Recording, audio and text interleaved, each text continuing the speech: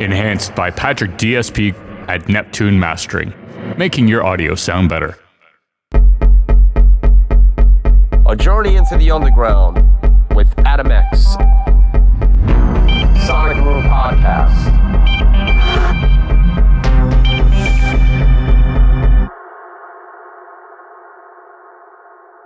Hi, I'm Adam X, and welcome to today's show where I have none other than techno legend David Sumner, aka Function, member of Sandwell District. We sat down and had an amazing chat about his career. It's a very lengthy one. It's very in-depth. Sit back, relax, and enjoy the show.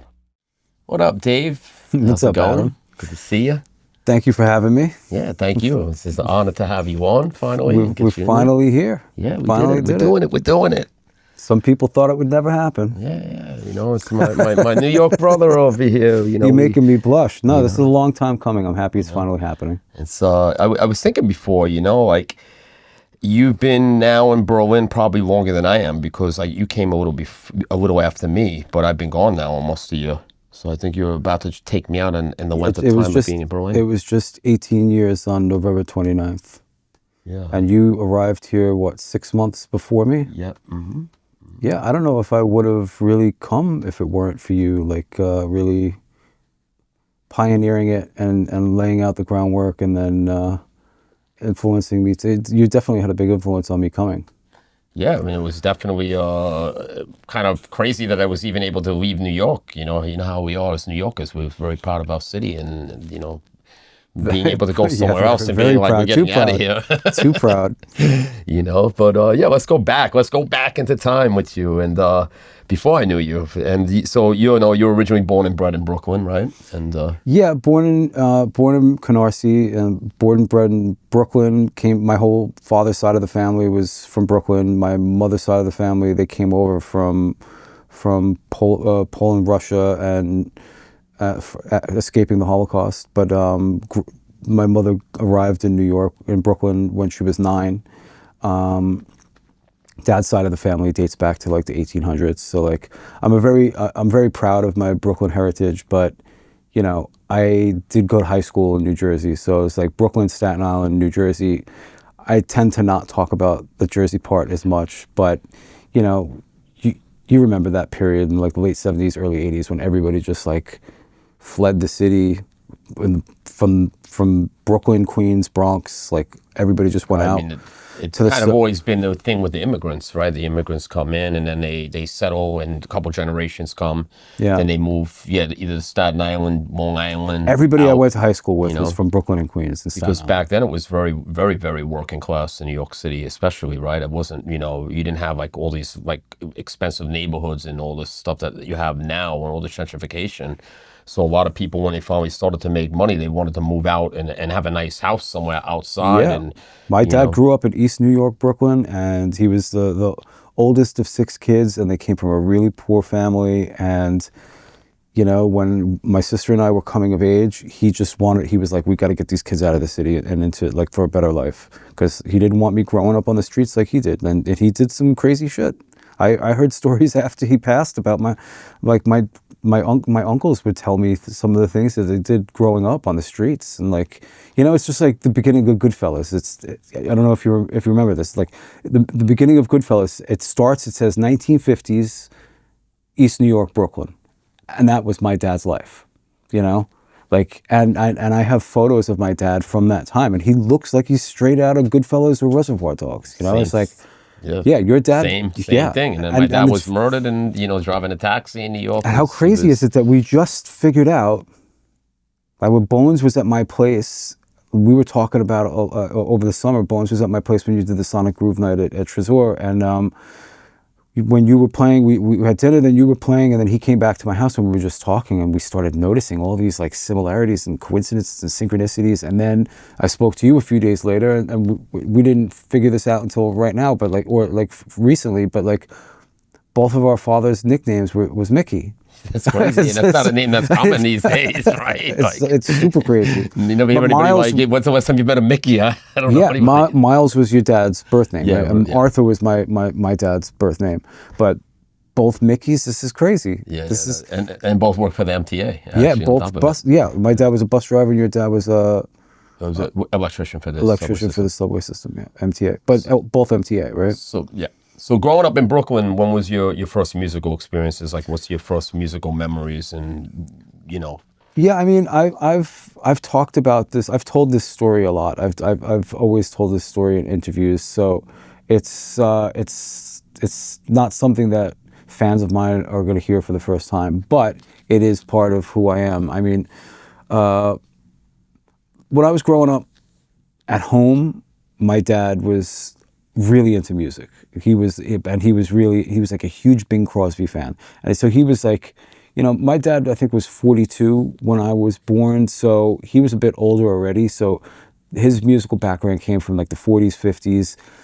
He was not into Led Zeppelin or the Beatles, or the music he was into dated back before that, like Esquivel, like tiki bar music, and like but like all kinds of jazz, doo-wop, a lot of big band stuff like Jack Benny, and he was into Sinatra, and he was really into Dean Martin. He was into Sinatra and like the Rat Pack, but it's interesting. He always thought Sinatra was a bit commercial. So like at home, this was the music that I was hearing, and my dad noticed at a very early age that I was musically inclined. He was really impressed one time. Like we were watching The Wizard of Oz one time, and then Over the Rainbow in the movie, and then like a couple weeks later we were at a friend's house, and I just like walked up to the piano and just like immediately played Somewhere Over the Rainbow. I mean, it's an easy melody to play, but like he was impressed with how quickly I articulated that out without ever really touching a keyboard. So then he got us a piano. So, at home and hearing all these very traditional instruments, like, I was able to place the sound of a saxophone, a violin, horns, piano, drums, or acoustic drums, acoustic sounds. I was able to, and then we lived across the street from this outdoor swim club called The Brook. I wanted to ask you if you ever heard of, did you know Canarsie at all? Or The Brook, the movie theater, The Brook? That was at Georgetown, right? The Brook was on Flatbush Avenue and like near Kings Highway. No, The Brook was do you remember the Seaview Swim Club? Yeah, I know. That was more popular. That was near my house also, but the one that was directly, so this is, and for people that don't know, but this was like a thing in Brooklyn, right? Outdoor swimming pools, like members only swimming pools. Like, do you remember this movie, The Flamingo Kid, with Matt Dillon? I know the movie, but yeah. This was like in that setting, but also like Goodfellas and Scorsese movies always had these kind of like, I forgot about all this Copacabana cool kind of, totally. Copacabana style, like outdoor swim clubs. Yeah, this was across the street. Yeah. The reason I remember it so much is because it was directly across the street from my house. And they had Saturday night dance parties. And I was we were members of the swim club during the week, but on the weekends they had these Saturday night dance parties, and I was too young to enter, but it was radiating from across the street. They had a big sound system. It was all outdoors. And, I was just hearing like Bobby Orlando, like Native Love, and like all of these great. Did your father like any of that music when he heard it? Hated it, absolutely hated it. I mean, he didn't even like. I remember when we moved to Staten Island, like he was real. Do you remember? So he wasn't into Led Zeppelin. He used to hate Led Zeppelin, but then Robert Plant did this, the Honey Drippers. Do you remember this? Sea of Love, and he was into that because it was throwback music to that sound that he was growing up on. But he was like not into pop music, or he was old school. Right, he was old school, and he was contemporary stuff. Yeah, he was so. Maybe that made me look. Maybe I found that stuff more intriguing because of that. I don't know, but what I did know is that I couldn't place the sounds that I was hearing, the synthesizer sounds. Like everything sounded synthetic or foreign to me, and then I had to. It actually is what helped me set on the path of finding out what was making these sounds, because they sounded alien. Did you know, like in the 80s for me? Though I liked all this electro stuff, once I got into techno, and I realized what electronic music was, and I realized that all the music that I had liked in the 80s was electronic more than acoustic music with guitars or whatever. But I didn't know in the 80s that I liked electronic music. I never thought of it as electronic or acoustic. I just liked what I liked. Did you know in the 80s that when you were listening to this music, it's like early to mid 80s, like 83 to 85 or 86? I think you're a little bit older than me, right? Yeah. How many years? Probably like 2 years. So yeah, I mean, I think that made a big difference, you know, like, because it was hitting me a little bit later. I know what you mean when you say that, but like by the time I was coming of age, you know, everybody was starting to like breakdance, you know, and like act like robots, you know. Right, so true. like, to me, it was like very science fiction. It was very, so, you know, when I started hearing Planet Rock and, you know, things like Kraftwerk, not numbers. What was before, like Trans Europe Express and stuff like that. But did you make a connection that this was electronic music? Somehow, yeah. Like synthesized as a space thing, you know? I didn't know it was synthesizers and drum machines. I just knew it was different than what I was hearing at home, which was I knew was acoustic. I knew I was hearing acoustic sounds because you know, you'd see it on TV. You know, you'd see trumpet players and Louis Armstrong and like all this stuff. I just never paid it much mind. I just liked the music. I never really thought of it in terms like that. Yeah, I mean, I think that things registered later and then I thought back to it type of thing, like remembering things once I started getting into DJing. I mean, I guess I started DJing when I was 15. I started DJing when I was in New Jersey. So we moved from Brooklyn to Staten Island. We lived in Staten Island for 1 year. I think we hated it. I mean, it's like, we lived in Huguenot. I mean, there were some good memories, but Staten Island. How old were you at that point? I think I was 12 or 13. I think it was 84, 85. I think we wound up in Jersey at like in 85 or 86 or something. I was 7th or 8th grade. I forget. 7th or 8th grade. But yeah, and you wind up in New Jersey, and then you must have felt pretty isolated out there, no? Well, I mean, like I was saying before, a lot of everybody was a transplant. We actually had a lot of tension in our high school because it was like at the time, the tension was called like between the Guidos and the Hicks. It was like the Italian transplants from Brooklyn and Staten Island and Queens coming to the kind of like middle New Jersey kids in rural suburban neighborhoods, and there was conflict. There was definite tension, but you know, there was also this thing where a lot of kids that weren't from there, they wanted to be from there, and then some of our friends started saying that they grew up in Brooklyn, but they didn't. You know, it's like there was like this glorification of New York City. You know. But while you were out there, was there anything really counterculture going on out there? I mean, was there like people Yeah, who I were, mean, like, breakdancing and yeah, was I this mean, stuff breakdancing happening really out there? in like 84, 85. I mean, if we think back to that, it really Beach Street, yeah, it took over it everything. did for a while. You know, everybody had a piece of cardboard out, and that was even in suburbia. Like, I mean, the breakdancing craze, I think, was mainly when we were in Staten Island, but what about this golden age of rap music, like 85, like MC Shan and Biz Markie and all that? Were you guys getting that out there? Because yeah, was huge I mean, in Brooklyn at that point. So my sister was going out with this guy so my sister's 11 months older than I am, and she was dating a guy that was like a year or two older than her, and he was a bar DJ, and he collected records, and I was just observing, like he had a setup in his garage, and I just kept telling my mother, I was like, you know what, I'm really interested in this, and she'd bring me over there, and I'd ask a lot of questions, and his turntable, his setup, he didn't even have, it was like belt drive, like without pitch control, you know, it was just like, but he had a record collection, you know, it was all the variables of being a DJ, you know, a record collection, setup.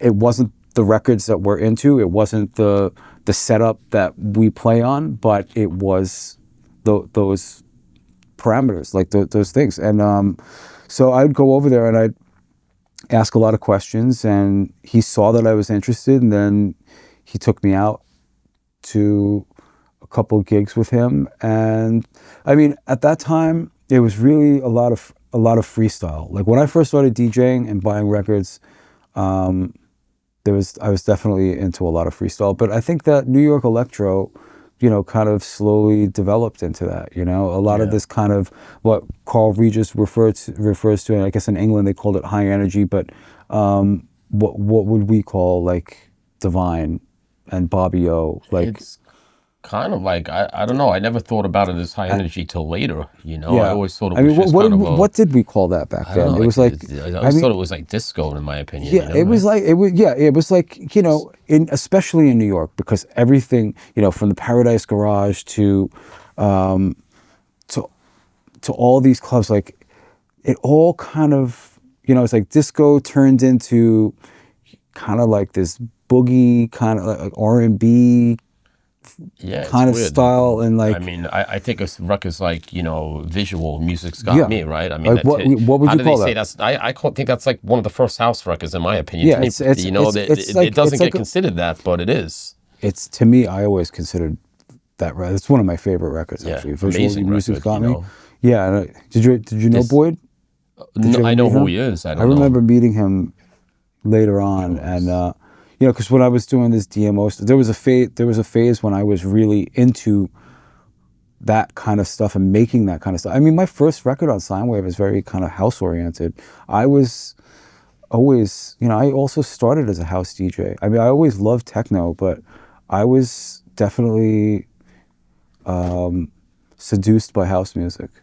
But back to the freestyle real quick. So where were you getting your records? You were buying records in New Jersey? You had a store out there? Like one of the, what was it? We would always take the bus into Manhattan and go to, was it on? Downtown? Not downtown. Rock and Soul, yeah. And I loved going there. I mean, you know, record shopping back then, for like $100, you'd come home with like fucking so many records, you know? It's like, I used to go with my brother there. These like records were like $3 or $4 a piece, right? Yeah. Do you remember all those places? Like J&O Music World used to have a great record shop up there. Do you remember that? Yeah, and Downtown Records, and Manhattan had some really great record shops. Yeah. There was also a store on Times Square that my dad used to take me to. Which one? I don't remember the name of it, but I was getting rap records there later, in the late 80s. It was there. Yeah, I was collecting some early rap stuff, some early Def Jam stuff, and Public Enemy, Just Ice, and Man Parrish, and this was kind of in the borderline of the in the period between kind of the freestyle and then the house, right? That's what I mean, that's for me. We definitely run a parallel. You know, and I don't think we really tried to distinguish anything. It was just, I heard Mills refer to it recently as street music. I thought that was a really good. Who said that? Mills. I heard him in an interview. It was street music. It was actually. It was street music. Yeah, I mean, in New York, in the city, and in summer of '88, it'd be like Nasara, summertime, the freestyle, and then there'd be some Public Enemy thing, and it was all. And this is what was happening across the street from my house. It was just, this was New York music, and I don't think back then it was really distinguished as electronic music. It was just like. Were you getting the mix shows out there from New York City? Was it this is how I started buying records. I would, and this is when I would go to my sister's boyfriend at the time. His name was Mike, and I was recording a lot of Saturday night dance parties off. I mean, I think it was first Hot 103, right, and then it became Hot 97. Yeah. Right. Oh, you remember that? Of course, remember 92 KTU? Of course, I was recording all these shows. This is where I got my music. Yeah. It's crazy. It's crazy. You know, now you would never think. Oh, I just hit the mic. Now you would never think about getting all of the records a lot of the records that you hold dearest to your heart from radio shows. But yeah, at the time I was recording these. So this is what I would do. I would record Saturday night dance parties off of. I think it was at the time it was a few years before Hot 103 changed to Hot 97, right? I don't remember the timeline on that. It's a long time but ago. I would record these radio shows, and then I'd go to Rock and Soul, and they had a cassette deck, and I'd be like, I remember like, oh wow, I didn't know that. And they would play it. And this is why I always talk about Sweet Exorcist Test 4, the Test Tone remixes. And this is what I talked about in this recent interview with Chloe when she asked me to pick my 2 favorite records. And I said the 2 records that are tied for first. And you know, I always rock this mix, Kraftwerk Numbers and Sweet Exorcist, to the point where there have been times you've said to me like, dude, you're still rocking that mix? And I was talking about it, that I was doing that mix since I was 16 years old or something. And I would still play that mix when I was in Berlin. But how did you find out about Sweet Exorcist back then? From Hot 103 Saturday Night Dance Party. They played that. Was, Dude, was it my brother playing that? Because he was playing on those shows. I mean, I had a couple of recordings of Frankie Bones. Yeah, did the Metro 700. Dude, and he was playing some really killer new groove stuff, man. He was playing all that proper Brooklyn stuff. Like, it was mind-blowing. I remember listening to, like, you know, we go right before we go painting trains on a Saturday night, you'd listen to Red Alert, and then Humphreys would come on at like midnight, and that was like, dude, all those. And guys. there was a track that took me almost 30 years to find out what it was from Humphreys. I would go to Vinyl Mania downtown, and nobody could know it was a Deep House track. I still have some that I still never discovered. And I finally found out because I put it up on Discogs in a forum, and this guy was like, oh yeah, it's this record Track Work, and it was on, Frank the Wolf had licensed it to Mickey House Records, but we never got the import of that into Brooklyn because it was on an American label that we had never seen before. Remember that? And I was like, wait, this was on a Frank the Wolf's label? Like, what the fuck? Crazy. But it was, yeah, those mix shows were fucking crucial. You'd make, you go back. I got to dig that tape out because I have it somewhere.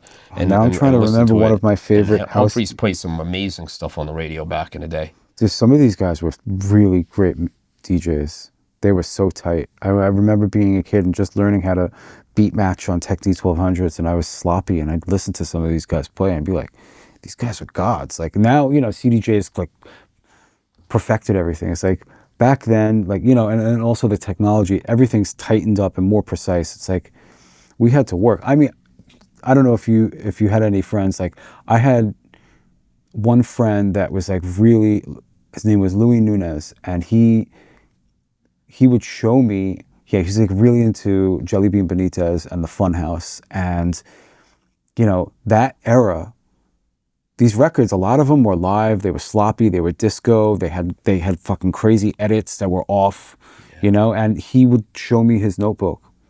Did Bones have this? Like a notebook of notes of how to mix records and what and where. This guy would just show me. I'd be like, "You're crazy," and he'd be like, "This is a lot of DJs have this." You have to. Those records are hard. Yeah, you'd have to know exactly where to mix them and where the break would be, and like, and you know, you couldn't really ride mixes. It was about cuts and linking things together and creating a storyline and a narrative just from, yeah.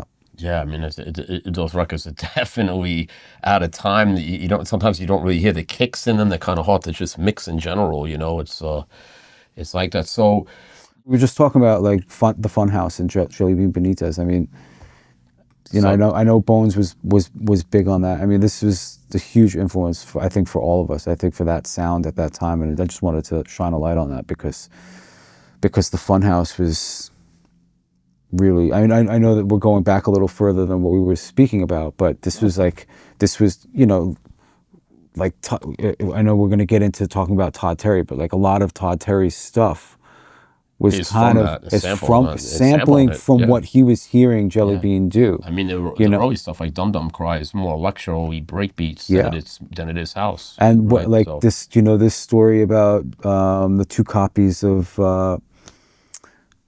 man, it's so long since I've talked about these things. I forgot. I mean, they used to be so fresh in my mind because I was always talking about it, but this is like 20, 25 years ago. But 2 copies of, what was that loop record that, Rare Earth, Back to Earth?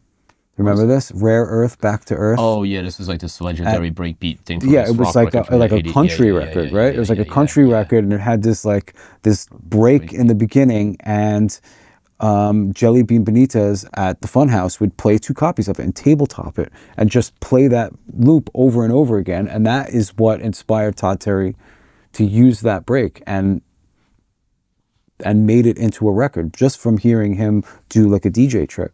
I mean, Todd Terry, that's, the influence on Brooklyn. I mean, you hear that everywhere. Oh my God, on the radio, it's just Party People and Jungle Brothers, Girl Our House You and all that. Wow, what an era that was of music. What was your first clubbing experiences? Like, when did you, like, we had, since you already left Brooklyn, you missed those kind of teenage clubs that were going on, like the Bay Club and stuff like that. Yeah, we had that kind of stuff in New Jersey. Yeah, there was a place called Birch Hill. And there was a resident DJ named Keith Littman, who I later became friends with, who actually was working closely with Eric Murillo. And he worked on I Like to Move It so like he was, we had at Birch, this was like 5 minutes from my house. It was called Birch Hill, and they had a teen night on Sundays. So I guess it was like Bay Club. I always heard of Bay Club. And I know that there was a lot of stuff on 86th Street. I had friends that would go into Brooklyn, really close friends that had family in Bensonhurst, and they would go into like 86th Street. But I didn't really, we had clubs in New Jersey, you know? The clubs in Brooklyn, there were always fights. It was always the brawls. Yeah, my mother was really overprotective, like a really like overbearing Jewish mother, but rightfully so, because kids were getting stabbed, It's like, I then, like my first early days going out to Manhattan clubs were like Palladium was the first club I went to. I didn't get a chance. I came in a little bit too late for Red Zone, Mars, and the Octagon, and the Underground, and the World, and the Underground. I always wanted to go to the Underground and the Red Zone.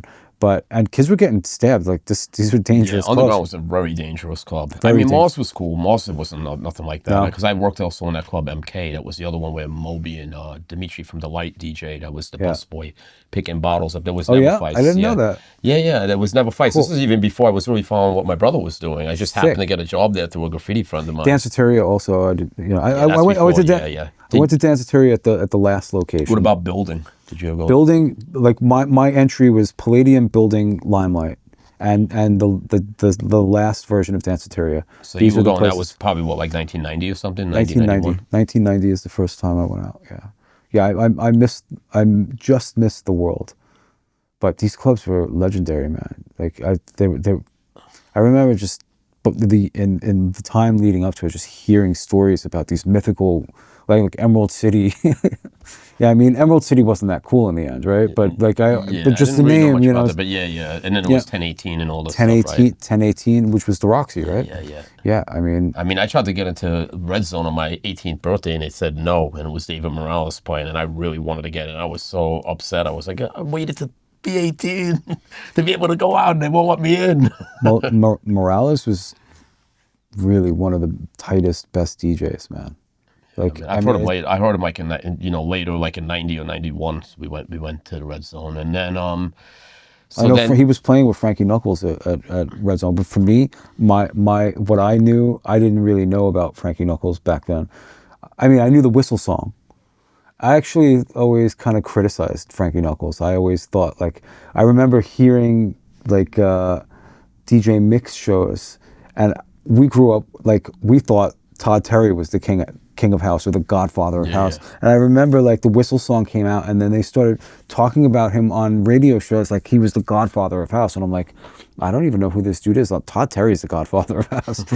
But it does. In New York he was. Right? But in New York he was. But big respect to Frankie Knuckles. Definitely one of the godfathers of house. At least he didn't confuse him with Frankie Bones. You know how many times that happened with my brother? I know, that was a big thing, right? Bones was telling me about that. The confusion is like, over the years, oh wow, it's crazy. Oh yeah, Frankie, I know Frankie Bones. He made that classic record you love. I'm like, actually, well, Jamie Principle actually made that record, but yeah, Frankie Knuckles put his name on it, and it definitely ain't for some Frankie Bones. Yeah, I mean, that goes to show, that's like a testament to word of mouth kind of promotion, not pre-internet, like these things would happen. So when did no fact checking. Yeah, that's true. So when did you get your first taste of techno and realize what was going on with techno and what techno was? I mean, yeah, I think that by the time I heard the term techno, I already had techno records, but I just thought they were house records. Like, for instance, would you consider Sweet Exorcist Test 4 a house record? I thought it was house. Yeah. I listened to it on, you want to call it acid house, but it is a techno record. now you would say it's a techno record, right? Yeah, I mean, all the house stores were carrying it. It's downtown. But I recorded it on house shows. I was listening to house music. I wasn't really even concerned with a genre. I don't think we really thought of genres as much as we do now, right? Like, well, we did. We knew because my brother did call it techno, right? So he was going to England, and then he was like, "I'm bringing techno back." He's right? older, so it was that he was very early outside of Detroit to really be coining the term a bit, you know, because in Belgium they were still doing new beat, and Bones was really jumped on that pretty quick. Yeah, I mean, I have to say, like, when I was a kid, when I was coming up, I was, by the time I became friends with all of you guys, I was, you know, born and bred on coming up on your music, you know, like when I was in my parents' basement. So basically my parents' basement, my mother let us take over our basement, and she didn't want us going out and causing trouble. So she did this thing where she didn't want us going out causing trouble. So she was like, if you're going to drink underage, just do it here. And she would buy us kegs of beer. And we had this like big cinder block, unfinished basement. We had a nice, I mean, my dad was a bus driver. He was a blue collar worker. Like, but you know, my dad was the oldest of 6 kids, and like everybody looked up to my dad because he did it. You know, he worked really hard. He was a union worker, and you know, it was. I guess it was just a much easier life. But like our house in New Jersey for a bus driver, we had a beautiful house, and like we had this big basement, unfinished basement. And my mother made the mistake of saying, you can take over the basement. And we had one of these like Bilco doors at the back so that we didn't have to go through the house and downstairs into the basement. We could just go around the back of the house. And we were up to no good, you know? So like... And she didn't come down there to check up on you guys? Sometimes, but she gave us our space. She was kind of respectful for it. And you know... She was like in denial of certain things, so like maybe she was turning a blind eye and just like pretending nothing was happening. And she wasn't complaining about the music level, the noise, dude, the bass. Sweet Exorcist got a lot of bass. Bless her heart. Dude, the fucking house would be shaking, man. And she would do this thing. She would blink the lights when it would get too loud, and then we'd lower the music, and then. But like sometimes I would go upstairs to like go to the refrigerator, and she'd be like washing dishes at the kitchen, and the whole house was shaking. And she was just like, my mother really loved us as kids, and I'm very she's no longer with us, and I'm really grateful for you know, I wouldn't be doing what I've done. I wouldn't be doing what I'm doing today if it wasn't for her support. She saw that I was passionate about it. For my 15th birthday, she got me a Radio Shack DJ mixer, and I think it was 15. And you know, it was like this thing where she didn't like it, but she saw I was passionate about it, so she supported it.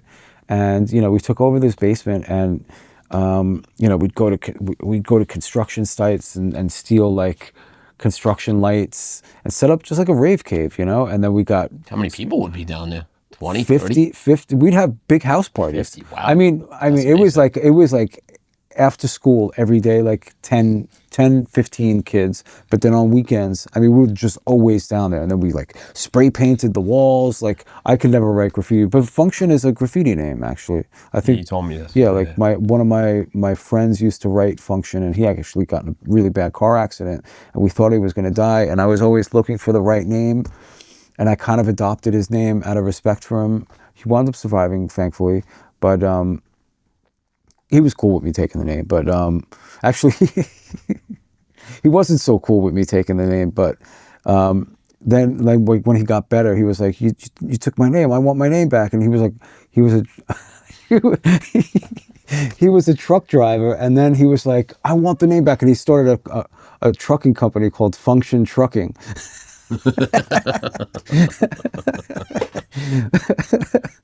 So there's a Function, there's me, Function, and there's Function Trucking out there somewhere in New Jersey. So these 50 kids that used to come to your basement, did any of them ever make music afterwards or do something? No, but we all used to DJ. There was a lot of us in the area that we were all kind of, I don't want to say competitive, it was like a friendly competition, but we were all DJing. There was a lot of us. There was a lot of us, and some of them were like kind of like wedding DJs, but they had great record collections and they could mix really well. And, you know, we were always kind of like going over each other's houses and, you know, writing down records that we wanted and exchanging information. It was super fun. There was a good 20 of us that were DJing, and my roundabout point was that, like, growing up, and these records were, I mean, I had like Adam X on Fabulous, Lost in Hell, but like the bulk of it, like, I mean, Frankie Bones, like Get the Hoe, like, this was a huge record for me. Did you ever come to the Brooklyn shop? I don't know. I don't even know. Did you ever go out there? I came in a couple times. A few times, not a lot. I mean, I remember the first time I ever met you was when I was at Limelight and I heard Apotheosis 04 Tuna for the first time. And then I was in the area and I came in and I was like, I asked you, you were behind the counter, and I was like trying to explain this record, and you were like, I think I know what this is, but we don't have it, but it's like a big commercial. I remember you saying that. But I was a huge fan of that record.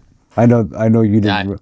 I liked the record when it first came out. I mean, it was kind of epic when they would play it in Limelight, because you were in the church and it's this operatic, you know, and a place was just erupt. I mean, have you ever seen an energy like that in anywhere ever? I actually played Apotheosis 04 Tuna at Birmingham one time, and it was massive. I played a closing set, and like, wow. At like 9 in the morning, I stopped the music and I played, and people came running, like, they were like, what the fuck is this? And then I was playing it for a little while, but I had to stop. It gets a little cheesy after a while. But so you're going, you know, out now to the Palladium, and you're getting into the, you know, the 91 period of building and Limelight, and you probably went to Limelight first time. What was the experience like when you went to Limelight for the first time? That was pretty mind-blowing. Life changing.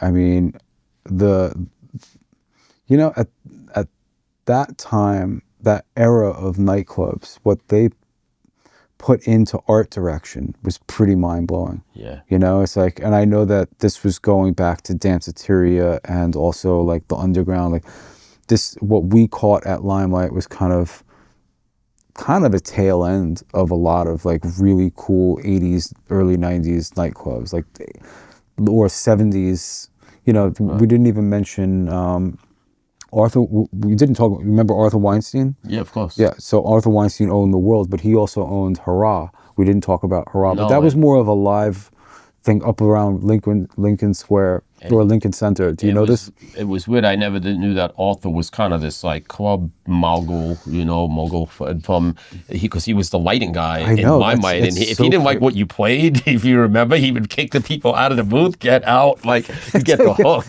He really did. He did have the hook, and if you didn't like if you were a friend of the DJ, like I remember Evan, like he would look at Evan. So I'd be DJing, he'd look at Evan sometimes. He'd be like. It's just like kick you out. But I mean, Arthur Weinstein was the absolute greatest. I mean, this guy's personality was next level. You know, I have an amazing photo I have with me and him in a picture. Really? I do, yeah. I sent it to to Maria a see while that. ago. It's like an amazing flick with me and him together. Yeah, I mean, I think all of us didn't realize, because we knew him as Arthur, the lighting guy. Yeah. You know, and we came in a little bit later and didn't realize that Peter Gation was keeping him as the lighting guy out of respect for his heritage and what he did in downtown New York nightlife. And I don't think I really fully knew until he died, maybe in 2008, I think. And then started reading a lot of stuff and piecing it all together. We dedicated, when he passed away, we there was a Sandwell District, there was a function remixed. You know, when we used to do the Sandwell District records, we had the black paper sleeve with the black and white inserts, and there was a function remixed with like Ben Clark and Norman Nodge and CH Signal Laboratories remixes of Disaffected and Variants, and the image is an old picture of Arthur Weinstein. Yeah, but did you get into Limelight the first time you went? I did. I never got rejected, actually. I never got rejected from Limelight, and I never got rejected from Birmingham. But, you know, this is like one of those things. You just walk up, you act like you know. This is like a New York thing. You know, it's like, in the early days. Well, I mean, it was very different then. But what I did with Birmingham was I would always like turn up with a record. I'm like, oh yeah, I'm coming to see Marcel and Ben, and it was cool. Like, especially Marcel. Marcel like was always like treating me with respect. He remembered my records from Integrale Music and stuff like that, because he used to work at Possible Distribution. I don't know if you knew that. He used to work. Marcel Detman used to work for. Oh, he worked for Tony. Okay, for distribution when he was a kid. Yeah, and he when I first moved to Berlin, we got into some really good conversations. Like, I remember the first time I heard Detman play at Berghain, he was playing Orange Lemon, Dreams of Santa Ana. And you were the one that was always telling me, like, when we were going, well, I guess we'll talk about the Berghain. Yeah, we're gonna come back. We're gonna come back Okay, to that yeah, after. cool. So the Limelight. So you started going there, and actually the first time I went there, they rejected me, but I name dropped my brother. I was like, I'm Frankie Bones' brother, and then they let me in. Where at the Limelight? Yeah, they tried to reject me because I looked young, but I always looked like really underage. You know, I probably still do. You know, I mean, a couple wrinkles now, but you know, it's But my first experience at Limelight it changed my life. Like, walking into this club, it was like Alice in Wonderland. Was that in the '91 period, like when the rave think thing, it was like 90. Enjoy, Digital Boy? When was it? I think Digital Boy. This is Motherfuckers. I still love this record, man. Yeah. This you heard this record? Were you going there at that period in that '91? You know, like it's funny. The rave first time I went to Limelight, or the first few times I went to Limelight, because it was always like the resident DJs were Repeat and Jeff Mills, and when I used to see Repeat on the flyer, and then I'd go to the club and I'd hear the same records over and over. I thought it was like a thing, like Repeat is the DJ and he plays the same tracks over and over. But because of the name. Yeah, because his name was Repeat, and like I was always shocked at how many times, you know, like This Is Motherfucker, Dominator, Human Resource Dominator. What was it? Just so if people want to look these records up, like so it's Human Resource. T99, Anastasia. James Brown is Dead. James Brown, LA Style, James Brown is Dead. But like, who did Digital Boy? This Is Motherfucker. Yeah. The Underground Resistance mix, but the original was amazing. And yeah, I mean, but you'd hear these records over and over every night. But I remember like it's a little bit like the American Bandstand, you know, the playlists, right? Yeah. And I guess there wasn't as much music, but I mean, definitely wasn't as much music. But I think what we were doing in Brooklyn, we were kind of changing up the tracks a bit faster. Yeah, no, I remember the first time that I kind of met you and got into conversations, and I remember this being one of the first things I've heard you say, like back then, that, you know, the DJs at Limelight were always playing the same things over and over, and you guys were really. But I was going to Storm Raves also. You know, I think I was at. I forget how many Storm Raves I was at, but I was at I think 2 or 3. The one in Staten Island and the Horse Stables. Yeah, that's the one I wasn't at. I was at Mayday. The one that smelled like gasoline. I don't remember that. It was in a warehouse with a wall of sound, and this is in 1991. Wall of sound existed already. Actually, the most impressive wall sound I ever saw back in the early '90s was Shredder in LA. This guy had this beast of a JBL system, and you know, out there they were pulling 2,000-3,000 people, and I just remember just going all across, and then. Yeah, that was the thing at the raves, and then Woody McBride was doing big ones. Dude, the wall of sound that you had at Storm Rave in this warehouse that smelled like gasoline. I remember it was like. You remember what was the location of that one? Do you remember? It was in Brooklyn. It was when the Mescalinum United remixes of the Aphex Twin remixes at the Purple label, and Lenny D played it for the first time, and it was just.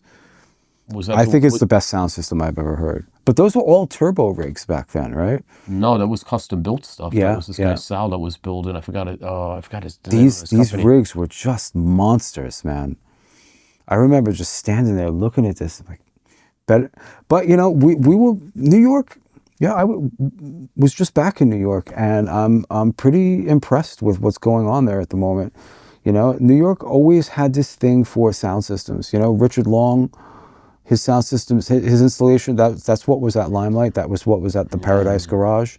And, whatever these guys. Gotta give my man Shorty credit. Shorty. He's got Refuge right now, and he did this original sound system in stereo. I mean, he was doing all the raves back in the day. Not all of them, but a lot of them. And Shorty, I don't know if I ever told you this, but in 1990, I used to work at a stereo store in New Jersey called Atlantic Stereo. They had 2 locations, one in Freehold and one in New Brunswick.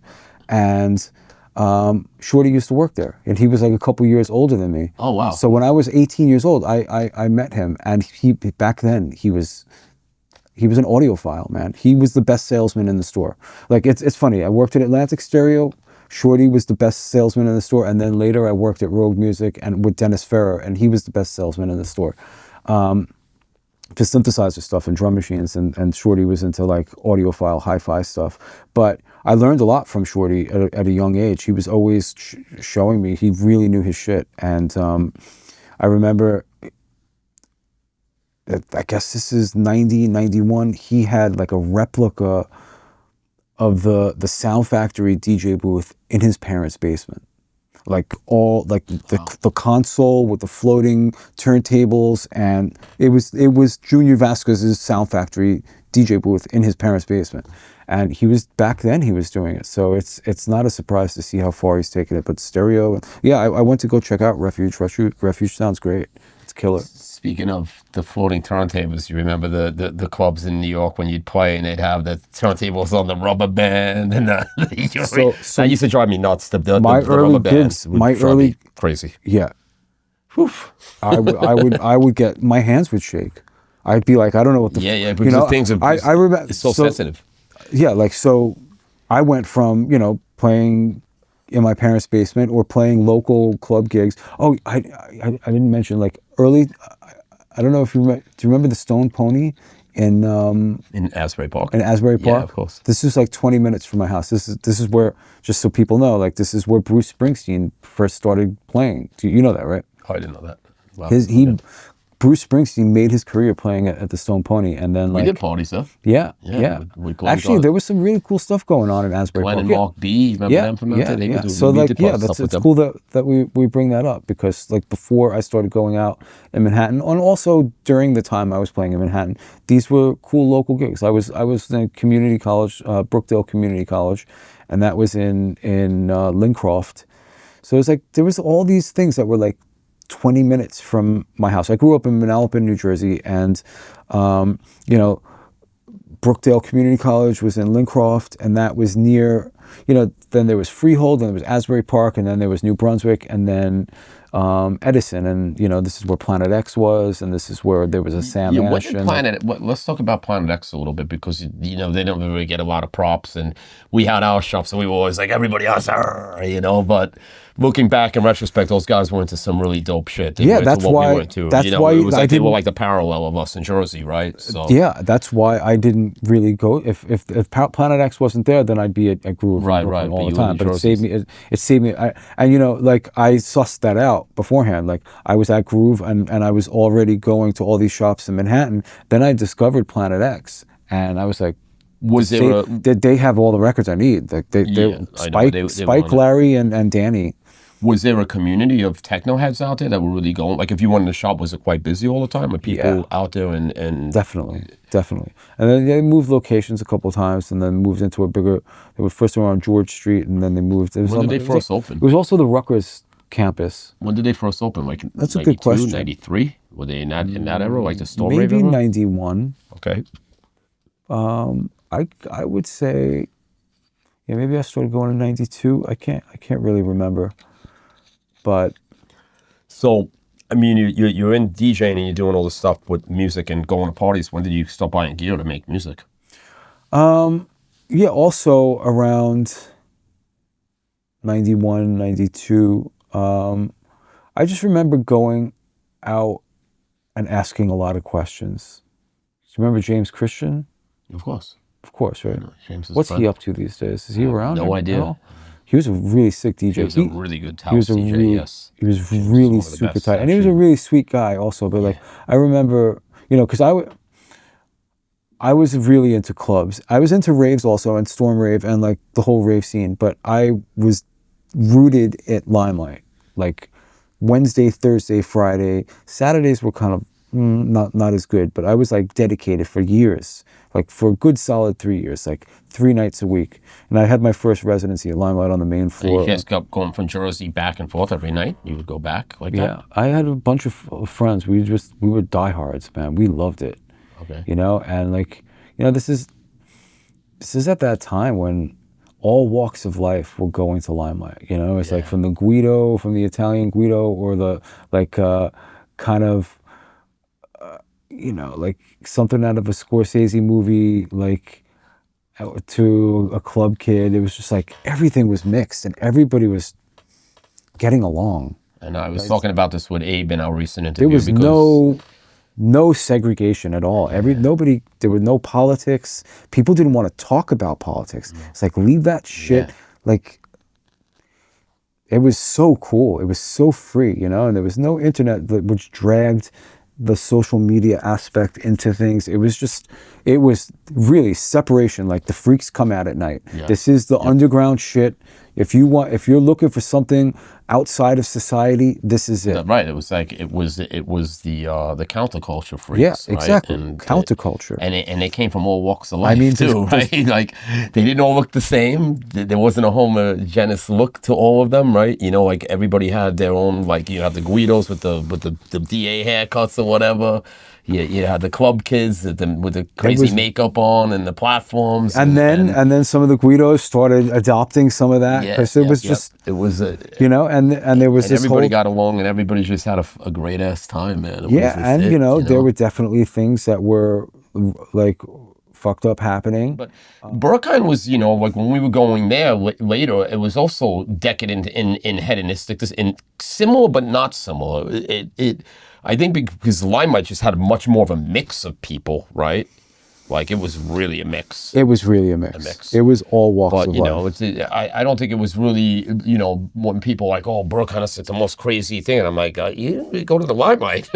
I know. I wrote this thing when I did my Berkheim mix. I dedicated. I think it's still up on the Berkheim website. There's like a quote about this mix is dedicated to nightclubs and the nightclub experience. And I talk about how walking into Bergheim for the first time was very similar to the first time I walked into Limelight. But I will say, Limelight was next level. You know, I mean, it's the like venue, the stained glass windows, the venue itself. You're in a church. Yeah, it and just the decadence felt, and the hedonism. It just felt wrong on so many levels. It's just dirty. And I mean, remember Bad Lieutenant? Of course, and he's in the scene. They're in the scene with Harvey Keitel. Yeah, for those that don't know the movie Bad Lieutenant, and they're playing a DJ Hell track called "The Yayas Love" in the background. Yeah, because also Quadrophonia, I think. Yeah, one of them. No, I think it's the Hell track because it samples it. Oh, it's called the Yayas. It's one of Hell's early rave records. Wow. Not under his. It's not under Hell. But he did the record. That's cool. One of the people I always thought that was Quadrophonia. No. Whoa. Yeah. No, that's the law. Wow. It's on Radical Records. Radical from America. Yep. Crazy. And so when did you start making waves in there as far as meeting? Like, did you meet Lord Michael? Were you connected with any of these people? Yeah. Were you DJing okay. So I became so I was first playing some Friday nights at Shampoo in the back, and do you remember Kate Harwood, one of the Door girls? Yes, I do actually. Yes. Really beautiful. Like she was stunning. Like she used to go out with this guy named Richard. I forget his full. I think his club kid name was Richard maybe, and he was really into me as a DJ. And then I met this other guy, George Picorello, who I think was an ecstasy dealer for Lord Michael. Maybe I shouldn't be talking like this. I don't know. I mean, that's fine. But you know, it was all Michael's popped up in a few of my interviews so far. Yeah. You know, no, it's just like, you know, it was all just so blatant, wasn't it? It was just I mean, it was just insane what was going on. It was insane. I mean, blatant as far as also, you know, just what happened with my brother and what they did to him. They jumped him, and you know, they had the mafia hit on them, and Yeah, we stopped going there because we were like, you know, we're not going to go here where they set my brother up and they trying to murder him because we're doing raves in Brooklyn and they don't like our raves, you know. Yeah, it's crazy I mean, shit. this is So like we stopped going there by like we really weren't going there after like 91 because of all that shit, you know. Yeah, this was like the tail era of mafia influence. I never really went there when Jeff Mills was DJing there. I never saw when Jeff was DJing there because they got Jeff to go against us basically. It was like that was the answer to what we were doing. We got to get a big DJ, underground resistance, to you know, beat out the Brooklyn, the Storm Rave, and they tried to pit Jeff against my brother, and they were, you know, this was Michael's plan. He was devious, you know. Yeah, very there devious was dude. a lot of, you know, that dude was definitely, he did some really devious shit. Yeah, it was crazy. I mean, and then, you know, the raves were definitely getting really big in New York, especially after we stopped doing Storm, and then there was, you know, there was raves happening every weekend after that. You know, like when we took a break because we were having some issues with the, you know, the people that were backing us and what we were going to do next. Also, the police were busting parties for a little while. And then all the younger people started doing raves, so we really didn't go to Limelight at all. Like there was really nothing else in New York. Like Palladium was like not really. Yeah, I mean, Tunnel was like for clubs. We didn't talk about Tunnel. Yeah, the Tunnel. I mean, but Tunnel was a little bit later, right? Like it kind of was like it was like 93. I mean, Lord Michael did. I remember when Putagation first got the Tunnel space. You know, it was. So I think it was Rudolph, the guy that owned Danceteria. He owned the original Tunnel. Then it got shut down for a while, and then Putagation bought it, and then that version of Tunnel came later. But before it was built out, it was just a raw space. They did Lord Michael did a party called Hellraiser there, and the lineup was sick. It was like Damon Wild and Ray Love as Toxic 2, Jeff Mills, like Aphex Twin. I mean, Michael was booking a lot of crazy stuff back then. I saw Aphex Twin for the first. Yeah, I mean, yeah, he was booking really great shit. And do you remember that there was a series that he did during the new music seminar brought everybody to the city, you know? So it was a crucial gathering. I mean, that was the ADE of the time, right? Yeah. I mean, that's where everybody came around the world to meet up, and there was no internet, so you had to, you know, I met so many people there, all the legends, everybody from I remember you were doing Adam Hart, Adam TM, to Mike Inc, to Walker, to, you know, met Richie Horton, Dan Bell, Kenny Larkin in 1990, like everybody. That's everybody met there. Panel discussions, you know? And stuff. Yeah, we met all of Detroit. That's where we met everybody from Detroit back in the day. I remember Lord Michael during the New Music Seminar one year in 91 or 92. He did like this. It was called 5 Days of Hardcore Raving, and it was when Putagation owned all of the venues. I remember that. Do you remember that? Because my brother was on the panel with Juan Atkins. He was on a panel with Juan Atkins, Kevin Saunderson, and Derek May in the back of the chapel. Stuff I remember, and there was, you guys did pieces about it in Under One Sky, right? Yeah. I remember that. And then the 94 period, you know, it was like things started to go down a little bit because the cops were really busting the raves a little bit, and then the Limelight was kind of falling out, but we just kept. I was traveling. I was going to Europe, and then you were making music at this point. This is I was starting to say. I remember. So James Christian actually, when Mills stopped his residency, James Christian replaced him. So it was Repeat and James Christian. And I remember I would start. And he was starting to make music, and I would start asking him a lot of questions. And I just started, so I was in school for music production at the time at a community college, and I was in the music program, and they weren't teaching exactly what I was looking for. So I went to the library, and I just, you know, like I was saying, when I was hearing these alien sounds when I was a kid, it was pre-internet, and we didn't have, I wasn't in an environment where these things were commonplace, so I had to just start going to the library and taking out books and researching things and then asking a lot of questions. And I was like this little young kid, just like going up to DJs at Limelight that I saw that they were starting to put out records, and I could see very early on that you needed to be more than a DJ. It was getting to this point where it was becoming more and more competitive. Everybody was a DJ, and in order for you to shine, you know, you had to make your own stuff. But I was always interested in, you know, like when I was younger, I was always reading credits on records. I wanted to know how these things were made. So yeah, so I just started asking a lot of questions, and then working at music stores and going to school for it. But you weren't really hanging out with any artists at that time, right? Like somebody that was teaching you or showing you the ropes a bit, right? I mean, along the way, but like when I was in New Jersey, there were friends that were into more like commercial house. Like I said, this guy Keith Littman, that was the resident DJ at Birch Hill. He worked with Eric Murillo, and there was like this whole group. What's his name? Hector Romero. Like these guys, they were all like, then I started working at Rogue Music, and Dennis Ferrer was working with me, and then he became friends with Kerry Chandler. A lot of house stuff.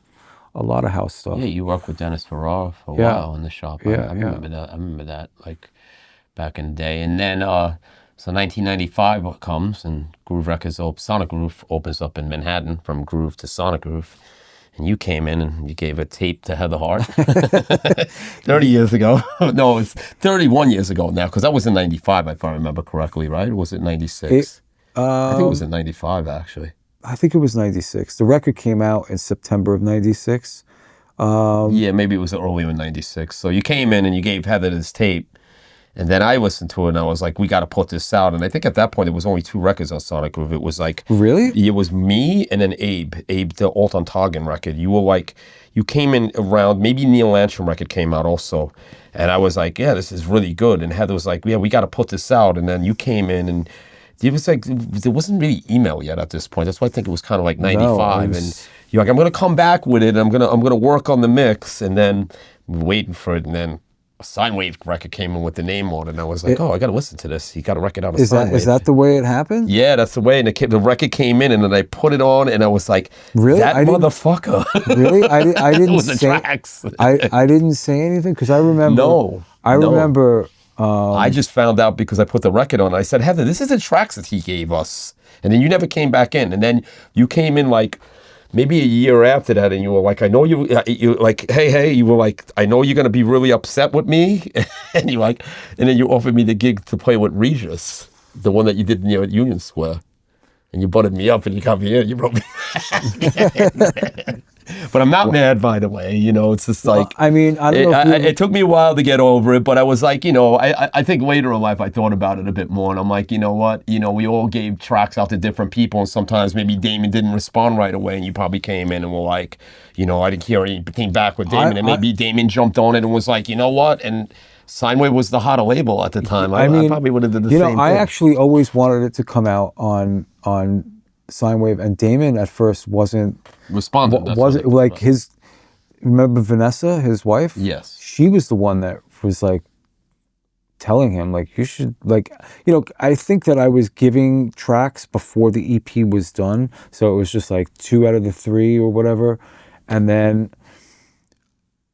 he finally wanted it, but you had already wanted it, and I remember I was working at Rogue at the time, and I was talking to Dennis, and Dennis was like, this if you put it out on Synewave, it's gonna make your name. And Dennis was on Synewave doing the rough stuff with him, and I mean, the Synewave was a hot label at that time, so yeah, man. I mean, it's amazing how hot that label became, how fast it became hot. I'd be like, but with the background like of EX and. So what I don't remember at all, maybe it started when you booked Karl to play in New York Regis. What was how did you connect with him? Was that gig because you found him and to book him? How did you connect with him? Dan DC and Larry, so at Planet X, 2 of the buyers, so Planet X was Spike Shimcock, right? Shimcock? Dan Clifton and Larry Clifton, the Clifton brothers. And so I was working at Sam Ash in Edison, New Jersey, which was near where they lived and near Planet X, and Sam Ash, for those that don't know, was a chain store that sold musical gear. They're not around anymore. I don't think so. I think they're in New York. In the New York, wow. Yeah, I think the one in Flatbush Avenue closed a couple years ago. Wow. Okay, so I started working at music shops, like buying and selling a lot of used gear, and being a salesman, a keyboard and recording gear salesman at Sam Ash in New Jersey, and then. I mean, we didn't go into this whole topic, but I started peddling a lot of gear, you know, like I was buying. So like when I was working at Sam Ash in New Jersey, in Edison, this was like pre-internet and before people were up on, so like the market for used analog gear like plummeted because it all kind of went, you know, it was through the 70s and 80s, and then by the end of the 80s, the digital workstation came out, and then the digital workstation made all this analog stuff kind of worth. Like JD800s and stuff like that. Yeah, that was actually my first synthesizer. And stuff like that, right? And then, so everything lost its value, and I remember there was a time when I was working at Sam Ash where they sent out like a postcard to the whole mailing list saying, "Come, go into your attic and your basement and dust off your old gear, bring it in and trade it in for new stuff." And people were like literally coming in with 909s and 808s and 303s, my 303s for $100, $50. And the store didn't even want them. They were like laughing at it. And I would go outside and smoke a cigarette and be like, "I'll give you $50 for that." I went into Sam Ash one day in Flatbush Avenue. It was like 1994, and I had to buy a cable. And on the counter, there was a 101 just sitting there. And I'm like, "How much is that?" And they're like $75. I was like taking that home. And at that time, they were already like $500 at Rogue. And I was like, "What the fuck?" You know? Yeah, that was a weird time with gear. It was like, it gets crazy, dirt cheap. Like, so yeah, that's how I got this. So Rogue Music was a used record shop, used vintage synth. It's still around actually, but it was on 30th Street between 7th and 8th Avenue. It was around the corner from Madison Square Garden, and it was like this cult kind of following, used vintage synth guitar, pedal guitar shop where people that were playing at Madison Square Garden, it was like this revolving door of just the industry elite, you know? It's like, but how did you get a job to be a salesperson with all this stuff? Like, where was the knowledge? Where would you get all that knowledge so quick to learn how to sell stuff to people like that? I mean, when I was going to school, because I was going to the library all the time. You were doing audio. You did audio classes, right? Yeah, I did audio classes, but I just had the bug, man. I just wanted to know everything about it. All this. So I was just I became really well versed in analog synthesizers, and mainly from taking books out. And I had like some analog synthesizer books that had like price lists in the back of like what things were worth. And I just, like I said, I got the bug. Like I would get buy and sell newspapers, and I was scouting stuff out all the time. So, and when I was working at Sam Ash, I even had some of the guys in the shop, like, you know, I was in the keyboard and recording department, but then there was people in the drum department, and they would be like, "Dave, there's a guy calling. He's got a 909. We don't want it. Do you want it?" And I'd get a 909, and then what I would do is I had people that I knew were looking for stuff, other young artists like Delta 9, and remember, what was it, Sal? Minio? Sal Minio, yeah. People like that. And but Rogue Music had a consignment system where you can, you know, they bought and sold their own stuff, but then did you ever consign? Yeah, I did something with them before. Now that you mentioned it, I did consign stuff. So that's how I got my in with Rogue. I was consigning stuff so often that I developed a relationship with Clay Chalum, the manager. He's still there. And yeah, I would always ask him. I would be like, you know, I wanted to get out of New Jersey and into Manhattan. I wanted to get an apartment. Do you remember Evan Krieger, my old roommate? Like, I mean, you lived in the building in Rogue, didn't you? Yeah. So yeah, and that's what the story was. Like, Evan, by the way, did the Gain record on 'Synewave. Yeah, right? Evan Krieger, also 'Synewave, geometric artist, And yeah, we were just like this crazy patchwork family, right? I mean, Yeah, I was remember talking coming up there and hanging out with you guys back in the day. yeah, you were over a lot, yeah. I mean, I was saying this, I was talking to Damon about it the other day, between Adam X, Joey Beltram, Steve Stoll, like, not to just name drop, but, you know, Damon Wild, Regis, the Advent, Cisco Ferreira and Colin McBean were coming through. It was just like it was like Steve Stoll, like.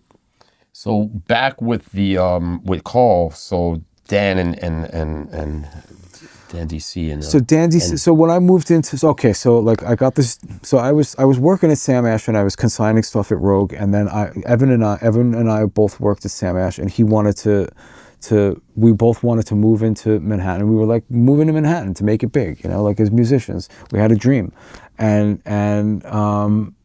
I was working at Rogue and consigning stuff, and then I got the job there because I was consigning so much stuff. And then as I was working there, there was a New Year's party one year, and the first year I was working there, and it was in a vacant apartment on the 15th floor. And Evan and I were there, and we were like, we were looking for an apartment for a while. We couldn't find the right spot. And then we were in this apartment, and I spoke to the owner of Rogue, and I was like, what do I do to get this apartment? He's like, go down to the second floor. Do you remember Downtime was on the ground floor? So this building, 251 West 30th Street, between 7th and 8th Avenues in Midtown Manhattan, was a music building. And on the ground floor was... So this was a mixed-use 17-story building that was partially residential. I think it was like one of these 80-20 kind of situations where it was like 80% commercial and then 20% residential. And it was known for... There were two main music buildings in Midtown. There was one on 38th Street and this one on 30th Street. Madonna, Blondie, like a lot of stuff was recorded in both of these buildings. And the owner of the building was Andy Justin, and his family owned like 4 of these big Gothic Midtown Manhattan buildings, and they gave one of them to him to look after, and he was a blues musician, and he just wanted to start a music building. So this building was all studios, rehearsal studios, and Rogue started as a band, and then the studio, and then... Wasn't Batcave in the same building too? Batcave was on the ground floor. And so Andy Justin, the owner of this building, he was this blues guitarist, and he built this whole thing with recording studios and rehearsal studios. And then the idea was that you record and practice and then showcase on the ground floor at Downtime, which was where the Batcave, which was like a really big... Right, Downtown was the name of the venue. Yeah, Downtime, yeah. It was a really... Spent many times there with the industrial stuff in the early 2000s, right? That was going there regularly. One of the biggest, longest running goth parties, right? Yeah. And so I moved into Evan and I moved into this apartment, and so I'm working at Rogue Music on the 10th floor, and then living on the 15th floor with a studio. I was living the dream. I was 21 years old. I was just moved out of my parents' house, and this is what gave me my break. You know, I wouldn't be who I am, or I wouldn't have done what I've done without living in this building and working at Rogue and then living upstairs. So like when I moved into this place, that's when I started going to Groove, or Sonic Groove, on 41 Carmine Street. And but I was still shopping at Planet X, and I was still talking to Danny and Larry. I mean, me, Danny, and Larry became like these techno snobs, you know? We were when we were growing up, we were just like always into Underground Resistance, Axis Records, M-Plant, all the Detroit shit. And we were like fascists, like techno Nazis. Like we were like hating on a lot of things and like only about the proper shit. And then it was the same over by us. I know, exactly. No, exactly. I mean, we carried a lot of different styles of stuff. No, I remember when my brother wasn't like that, but me and Heather Reed, we were I remember. I think I first started going to Sonic Groove in '95, and I remember distinctly, like you're putting these little tags on the records, like most anticipated record of the year for like Red 3 or Red 2 or whatever. Yeah. Like the real highlights on. Do you remember the metal inscribed label names that Freddie Fresh did every one of them? Like where you had the dividers, he did every label. Like I didn't RNS. know Freddie Fresh did that. He did all of them. I don't know where they are. I don't know if my brother gave them away. I would love to have them. I started buying equipment off of Freddie Fresh. He was always like a mover and a shaker. He's a head. Yeah, he's a head. A music head, analog head. Music head. So yeah. So I was Danny one time called me and he was like, because I was in Manhattan, I wasn't going out to Planet X anymore. He's like, he gave me the tip. He was like, dude, you need to go down to Sonic Groove right now and just buy it on site. And he said, Regis, speak to me. Regis Montreal, surgeon electronically tested, and I think application's the language. I think that those are the, and I think I bought at the same time I bought that Mick Harris record, the Scorn. No, not Scorn. It was from that Fret. Fret. Yeah, I think those were the first. And he was like, just buy these records. He's like, and Danny was really into Regis more than even Surgeon.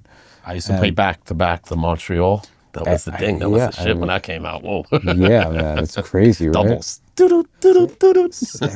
Everybody was doing this mix. It's so crazy.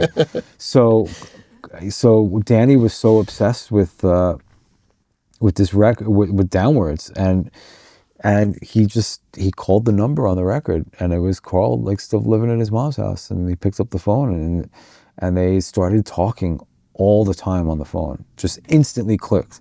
And and Danny was calling me. He was like, dude, this guy's crazy. I love this guy. Like, we're talking on the phone all the time. And then he was like, yeah, I think I'm going to try to get him a gig. And I think he got him a gig for Mace. Remember Mace? Mace in Philly. Mace. Yeah, Mace. You said Mace. Mace. Mace. Right. Mace. Yeah. Yeah, of course. And, He used to do the parties in that theater. Yeah. Of course, Mace. Yeah. I know Mace from back right. in the day. In the theater. Wow, that's crazy. I forgot about Mace. I forgot about that theater. And so he played there for us?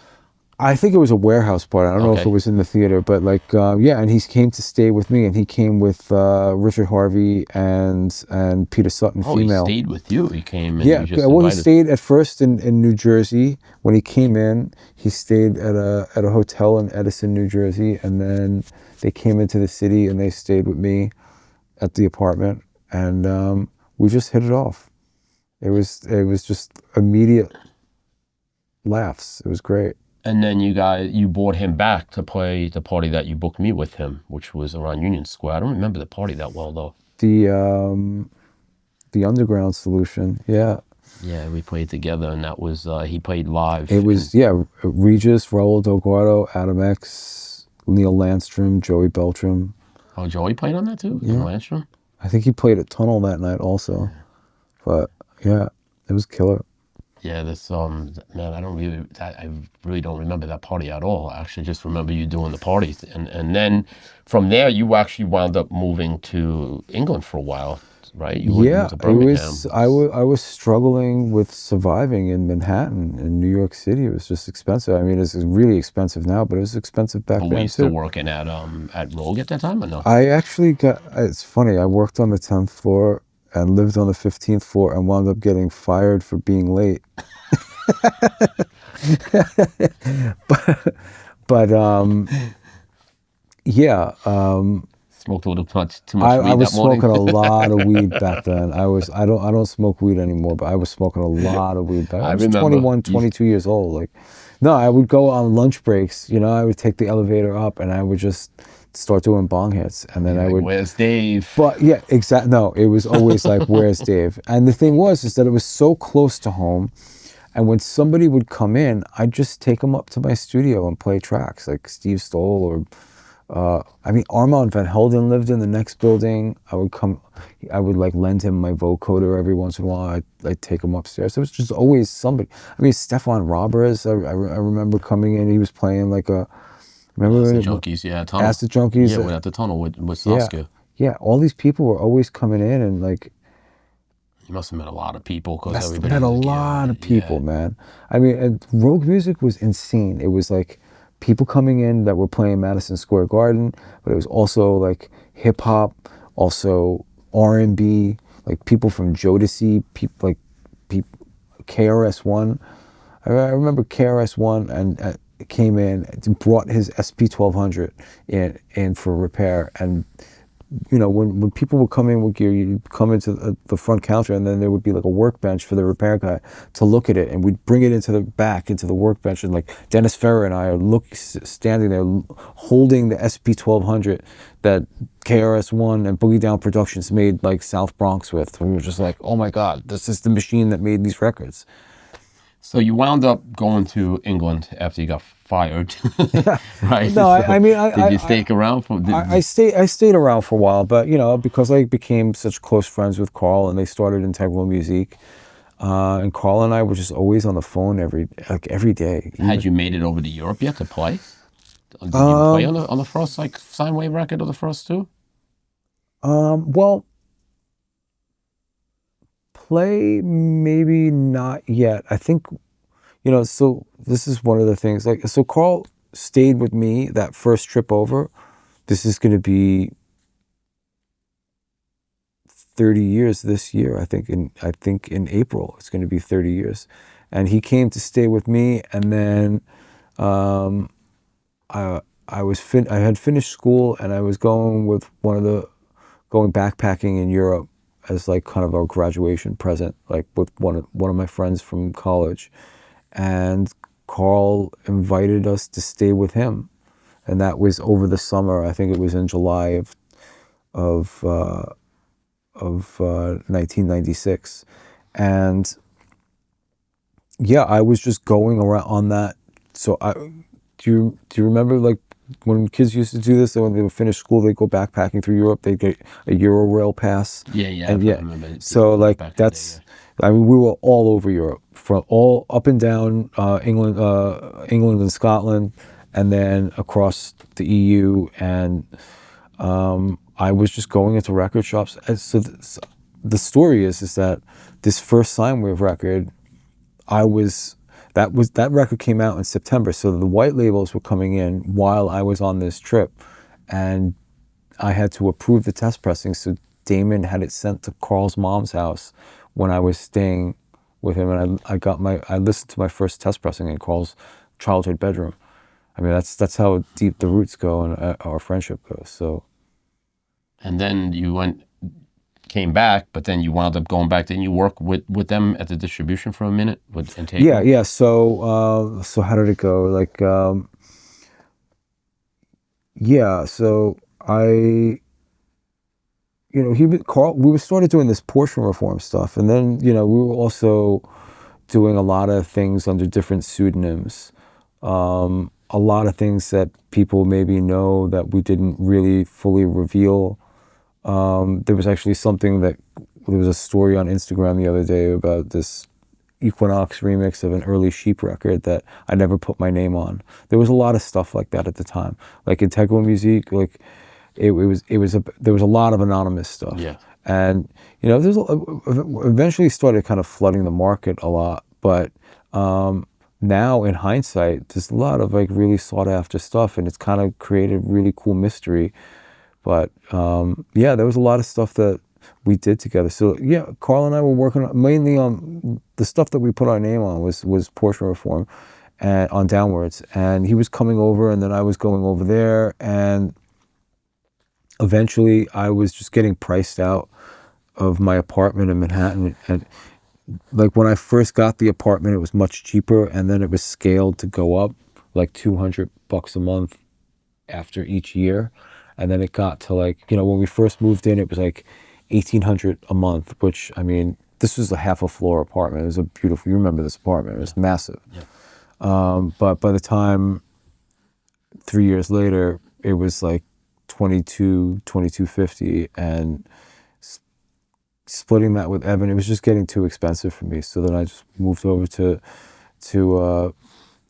Birmingham for a little while, and, you know, Karl and Tony invited me over But I Tony being Vieira? Or Tony Vieira, right, yeah, sorry, Tony Vieira Bernie, not Tony from Surgeon. Integrale Music, and yeah, I was supposed to stay out there longer, but it was kind of hardcore to go from Manhattan to Halesowen in the West Midlands. I mean, you know, the it's internet like, was still in its infancy and yeah, communication with people. yeah. I Blog mean, was not as I wasn't easy. really ready. I wasn't really. Yeah, it was like it was- my first attempt to move to Europe, and you know, I wasn't really ready to be playing all the time. I was still getting nervous behind the decks, and I wasn't really seeking out playing out all the time. But you know, all those guys were, you know, Ruskin, Surgeon, Regis. What did you do at Integral? It was like phone sales and stuff like that, but I was also working in the studio, and we were just like recording stuff. I mean, it didn't last long. It was like 4 or 5 months. You calling Harry the Bastard at Watts? Got some Yeah, records for you? yeah. But you know, the thing was is that I started going over. It was over the course of a 3-year period. Like I became the Downwards tour DJ. So we were doing like Regis live, female live, and Portion Reform DJ, and so Karl was hooking me, basically turned me into an international DJ. That's when I first started doing those gigs. Now, So wait, maybe I am wrong. Maybe I'm wrong. Like I was starting to play out. I was definitely nervous though. I did you suffer from stage fright when you were? No, I kind of, it's weird. I just kind of just did it. Never really got nervous. Yeah, I remember. I was a really big fan of. Except, you know when I would get nervous? When I play in England, because I never wanted, playing around Colin Dale and Colin Favor and those guys, they were such a master mixers. Like, Yeah. if you played in Germany, you didn't really have to worry about it because no one was really like, you know, a lot of people, I don't want to say who because I don't want to insult anybody from back in the day, but some of the most famous DJs in Germany was Segway DJing. They were not beat mixing. I remember But in first. Britain, they were mixing. They were perfect, right? It's like, funny that you say that. I remember so that. I get a little nervous playing in the UK a bit, but nowhere else, really. Yeah, no, those guys were. But they were incredible. already at it for years, you know. They were at it for a long time, and yeah. I remember that. It's funny that you say that. I haven't thought about that in a long time. I remember distinctly when some German DJs were coming to Limelight early on. They weren't mixing. No. I was Let the like, records play. we were always like, "What is he?" And Yeah. there was like sometimes space between tracks, or like they were like, "Why aren't they I mixing?" mean, I played in a techno club, the Dorian Gray, like in 1992. And the DJs, again, I don't want to mention names, but they had Torrent turntables. They were Beltram, and you couldn't really mix on them. And I'm sitting there, and I was segueing because I didn't know how to mix on these things. You know, it was like they were on everything rubber band, and it was more about the audio file of the sound system than it was about also the DJ mixing culture. I think it definitely changed pretty quick in Germany, but in that period, it was still, you know, they had those Rodec mixes with the lines like this long. It was also not fun to mix. It was like, yeah, it was quite different in Britain where they were using Rains and also, you know, like Numarks and stuff like that, you know. They didn't have those long-ass fader mixes there. Yeah. I never played on them now. So, yeah, you're back to Integral and back to Birmingham. When did Juan come into the picture? Because he started working there, right? That's how you guys met, probably, right? Around the time you was doing the Jasper you know, stuff. it's kind of based around Downwards touring and Karl touring his first times in the United States, and he met me, Danny, and Larry in New York, and also you guys met on that first trip. Also, I remember you guys. You know, we were all just like young kids, just looking to become friends and talk about music and play music together. And then he played in LA, and it was the same thing. He played for this promoter in LA. I don't remember the full story, but I think Juan picked him up from the airport and was like taking him around. And it's all based on that. And then Karl like put me in touch with him. He's like, you know, you should speak to him. And he was doing Jasper stuff on That was around 1999, right? Sidetracks, Yeah, Sidetracks, because we used to distribute that label. We were the main distributor for Sidetracks. 2, 3, 4, 5, 6, 7, 8. Yeah, that 7 or 8 year period felt like. I mean, we were younger, so time was. Like, it was also the weird ratio of time to life lived was like a lot. It wasn't a good time in New York, if you remember. No, it was not. It was terrible. It was not. It was like record sales were good, but the parties. Everything was going into bars and restrictions with cabaret laws. That Giuliani period. I mean, it was such a stark contrast from like 91, 92, 93. And then when did Giuliani crack down on all that? Well, the Limelight got, all that went down with Michael when they busted the Limelight and Peter Gatien went to jail. 96, and all that would have to be 95, 96. Right, 96 is right. About, yeah, man, I remember. Then the crackdown got crazy after that.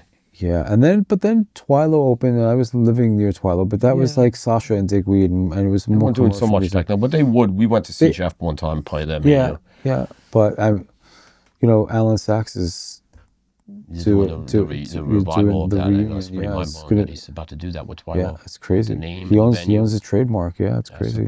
That's going to be some pretty crazy shit. I'm going to go check it out for sure. Yeah, you're gonna be there on that weekend? Yeah. You spoke to him. You're gonna go? Yeah, Maria and me are gonna go and check it out. It's gonna be wild. I haven't been in that venue in a long time. Yeah, I mean, we're talking about doing some stuff. I mean, it's interesting. I mean, that thing, it's Twilo reunion, and it's Danny Tenaglia and Sasha and Digweed, so it's sold out in 2 days. It's 2 dates that's sold out, and but it's interesting because now there's this whole kind of topic coming up of, can you do stuff in Manhattan still? I don't know. Yeah, it's crazy, right? I mean, think about who goes out in Manhattan anymore? I barely ever go into the city. I mean, it's weird. It seems like it's like a big ask for people. I'm more on the, I'm always on the G train now. I'm not on the end and the R end of the city anymore. It's kind of weird, right? I mean, to me, like when we were kids, like going out in Manhattan was everything. I know, it's wild. It really was. It's the whole thing.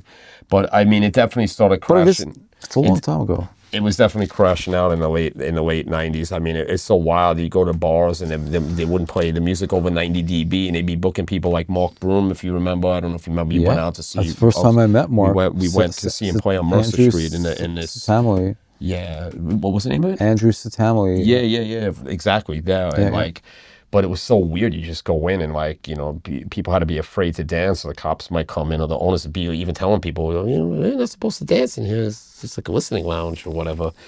And then, if that wasn't bad enough, in the Salt in the Wounds, it was like, there was Guernica, and we went out that one night, and it was it was September 11th, 2001.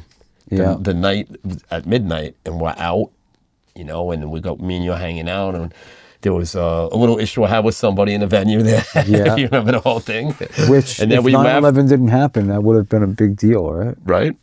And then we left, and then we drove Victoria home. You had the old Nissan, I think it was a Sentra, and we drove down, and we literally dropped her off. She lived around the corner from World Trade Center. When you said that earlier today, I forgot that you were we dropped her off. It was like 3 a.m, and then I remember going home, going to bed, and I woke up at 8:30 in the morning, or 8:45 to get a drink out of the refrigerator. And when I was going back in the room, I heard you on my voicemail in the other room, because the phone was in my other second room. And I was like, I don't want to deal with this right now. And I'm going to shut the door. And I woke up at 10:30, and then nobody had my house number. And there was like 10 messages on the thing. I'm not coming to work today. My mother's like, I'm walking across the Manhattan Bridge. Don't worry, I'm safe. And then John Torrey, that does the art for Sonic Groove and used to work and did all the mail order for the shop. He's like, I'm not coming in today, and you should go turn your TV on. And I remember just turning the TV on and just seeing images of the World Trade Center coming down, both buildings, planes hitting into the Pentagon. Like I slept through all that. So I woke up, and so for me, I just had this visual in 3 minutes of seeing all of this stuff, and thought I woke up in World War III, which basically is what it felt like. And the first person I spoke to was you. Yeah. Because that was in the beginning of the days of cell phones in New York, where everybody had mobile phones. And, we were late in yeah, I mean, we were out late the night before, so we were sleeping in. I mean, it's crazy. Like that Tronic treatment party was every Monday. It's amazing that, that was going on. That was things were getting a little bit better, actually, because that was finally like a good party that was happening regularly and it was a Monday night party, but the music could be played while they were booking really good quality artists there to play, like international guests. I remember we were living in Park Slope, and you lived a few blocks away from me. I mean, it's Park Slope, Windsor Terrace, right? Like, I remember the only thing I could see from my bedroom window was the top of the World Trade Center. I know. And I remember Alan Sachs calling and yelling into my answering machine. Remember, we had answering machines, and Yeah. So you were like, doing the same to me, but I wasn't. Yeah. I was deaf. I went back in the room. I had figured we'd talk about whatever he we had was to talk like- about later. He was like, "Get up!" You know, we were up until 4 a.m. or so the night before. So it was like 8, 9 in the morning, and he woke me up. He was like, "Turn on the TV." And I remember from my bedroom in Park Slope, turning on the TV, seeing the image of the North Tower with the smoke and the hole in the building, and then seeing it on my TV screen, and then running to my window and seeing it in real life. That's the only thing I could see from the Manhattan skyline.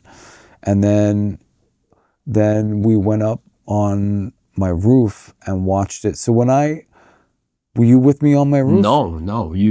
I contacted all you. You both buildings were down when. Yeah, and Yeah. you came to my house and you were Yeah. crying because you saw it. You were like in I watched shock. it. You Dude, saw it. it was And I mean, I'm getting insane. goosebumps thinking about that because you were the first person I came into It was contact with. insane. I never experienced anything like it because we were standing on my roof, and so Park Slope is like, what would you say? That's a mile and a half across the water into Lower Manhattan, right? Well, it's a little bit more than a mile, probably like 3 miles, but 3 miles? we have a dead view of it. I mean, it's Yeah, in so that like area, so. watching it, and everybody on all the rooftops, every rooftop is full. Oh, wow. Every Okay. rooftop was full with people watching.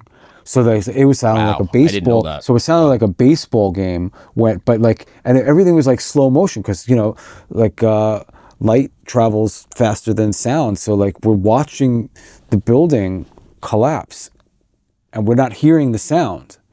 You just see it start falling, and then you just hear like this thunder, like, dude, it sounded like rolling thunder, just like, and then everybody's like, like collectively, like 1,000 people, like in all these rooftops. It was fucking wild, man. It's weird that I slept and with it. then Crazy. you felt the force of the collapsing building, and then the smell of burning metal, and it was the same as that you'd still smell for months afterwards. Remember, like during It was September 11th, like at Christmas at Times Square, which is 60 blocks away, you could still smell that burning metal. So you came to my house, I don't know if you remember, and then we went, because I had just woken up, so I missed all of it, and we went up on the train station on Smith and 9th Street because that's the highest station in New York. It's like 9 stories up. And we could still see the smoke. Yeah, and it was silhouette. just pluming in the air. And then we were talking to people. Everybody was talking on the platform. If you remember, it was like everybody was kind of like had this American pride thing. Every walk of life, the Asian guys and the Mexican, everybody was like all together. Like we're all together in this, and it was like almost like a unity. Like there was everybody was in shock. But Very it was like surreal. If you remember, it was like really just it was like we came downstairs. This really tripped me out when we came in because we drove my car there. And then when we came out, the ash was all over the car, like it drifted. It wasn't there when we left the car. Papers. Right? But it was, to me, I always, it was the mix of the bodies and the cement, and that was just really I insane remember. period. So my girlfriend at the time was living across the street. We dropped her off at 3, 4 in the morning the night before, and she was still going to school at FIT, and the train station that she would be going to school at in the morning was in the base of the World Trade Center, and 9/11 for her was like, she lived on Cedar Street around the corner. Like she lived on the 5th floor, and it was the top floor, and there was a skylight, and that skylight looked up the North Tower. So 9/11 for her was, and like literally like an airplane wheel landing on her roof, and her looking up her skylight and just seeing papers kind of like tapering down. Didn't she run And out then the second building got hit, and then her and her roommate were like, "We're being attacked," and they first jumped in their bathtub, and then quickly got things together and ran out onto the street in their bath. She was in her bathrobe and slippers, and then when the first build, I guess the North Tower started collapsing. I mean, it's a crazy thing. I saw suspicious, because I was driving around at night, dropping her off at home in the weeks before 9/11. And I can honestly say I saw suspicious activity. I don't know what to make of it all, but I saw unmarked vehicles late at night, really suspicious activity. And she said when the first building collapsed, she was on the street in her bathrobe and slippers, and like for years afterwards, I had that Nissan Altima. Like when we drive, when you drive around Manhattan, and a truck hits a pothole, it sounds like a bomb going off. Every time a truck hit a pothole, she had like trauma. She like would shake, and it was because when she was in her bathrobe and slippers, and she was running from when the first building started collapsing, she said that what she heard was not floors dropping. She said she heard bombs going off, like a detonation, like boom, boom, boom, like each floor like being detonated. And I mean, I think it was a demolition job, but maybe we shouldn't be. I don't know. I just still don't know what to believe in all of that. I just know that the aftermath of that in New York City became a different world after that. It was, that's my record shop. That's what we're talking about. That definitely put a big nail in the coffin for Sonic Groove as a record store back then. I mean, we still destroyed distribution. It's just everything in New York. Nobody wanted to go out. Tourists didn't want to come. Nobody was coming through. It was like, we couldn't, half of our fucking record store was like, 50-60% tourist business from Europe. No tourists came, and then it's just flying around to places after that was crazy. The security after that, like I didn't want to even DJ after that for a while because it was like, it was really, really strict. And then, the scene was already in a bad state as it was, so it just got really worse after that. New York was like, there was really no gigs to play back then. And what was going on in 2002, 3? Like, there were things going on. There was like Electroclash actually got kind of big around 2002, 2003, but techno was really on the down just and out. Playing small things. And then Brian.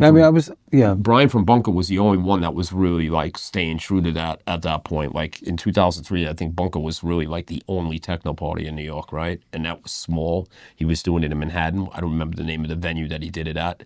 And then things started picking up a little bit with the Minimal and the Tech House 2004, 2005. That was kind of okay period, like having fun, but I wasn't making this music and I wasn't involved in that scene.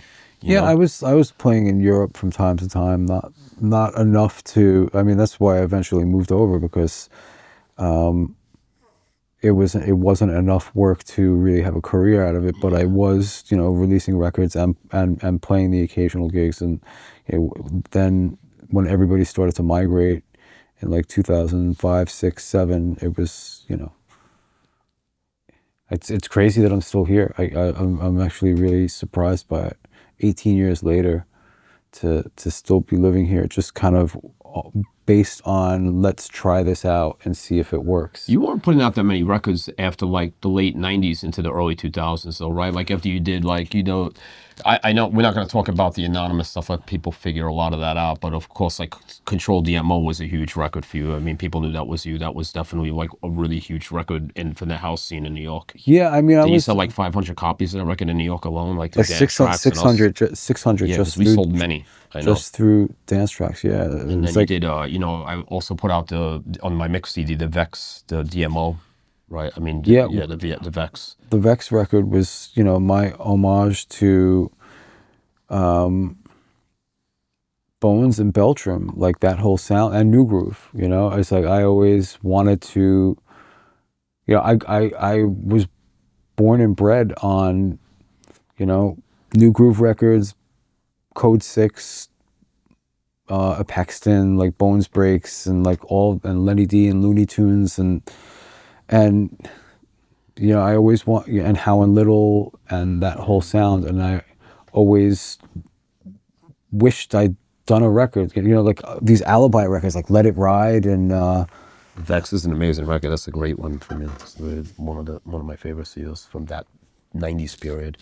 But into the early 2000s, it was a strange time for techno, and I think, there was this Minimal and the Tech House thing. And you didn't really go into that too much. I remember like going to see you play because you inspired me to do Ableton. Like I wouldn't have done Ableton probably as fast as I did. It was you playing this Ableton DJ sets. Yeah, I mean, I'm making music with this too, and I got on it Ableton 4. That was around 2004 when you started using Ableton. Yeah.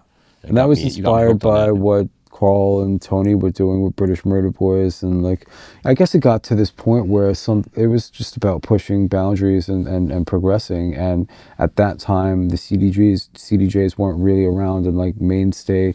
So, and it was Final Scratch and Serato with the there was vinyl. During that time of just like trying to push the technology past vinyl and Technique 1200s and just a standard setup.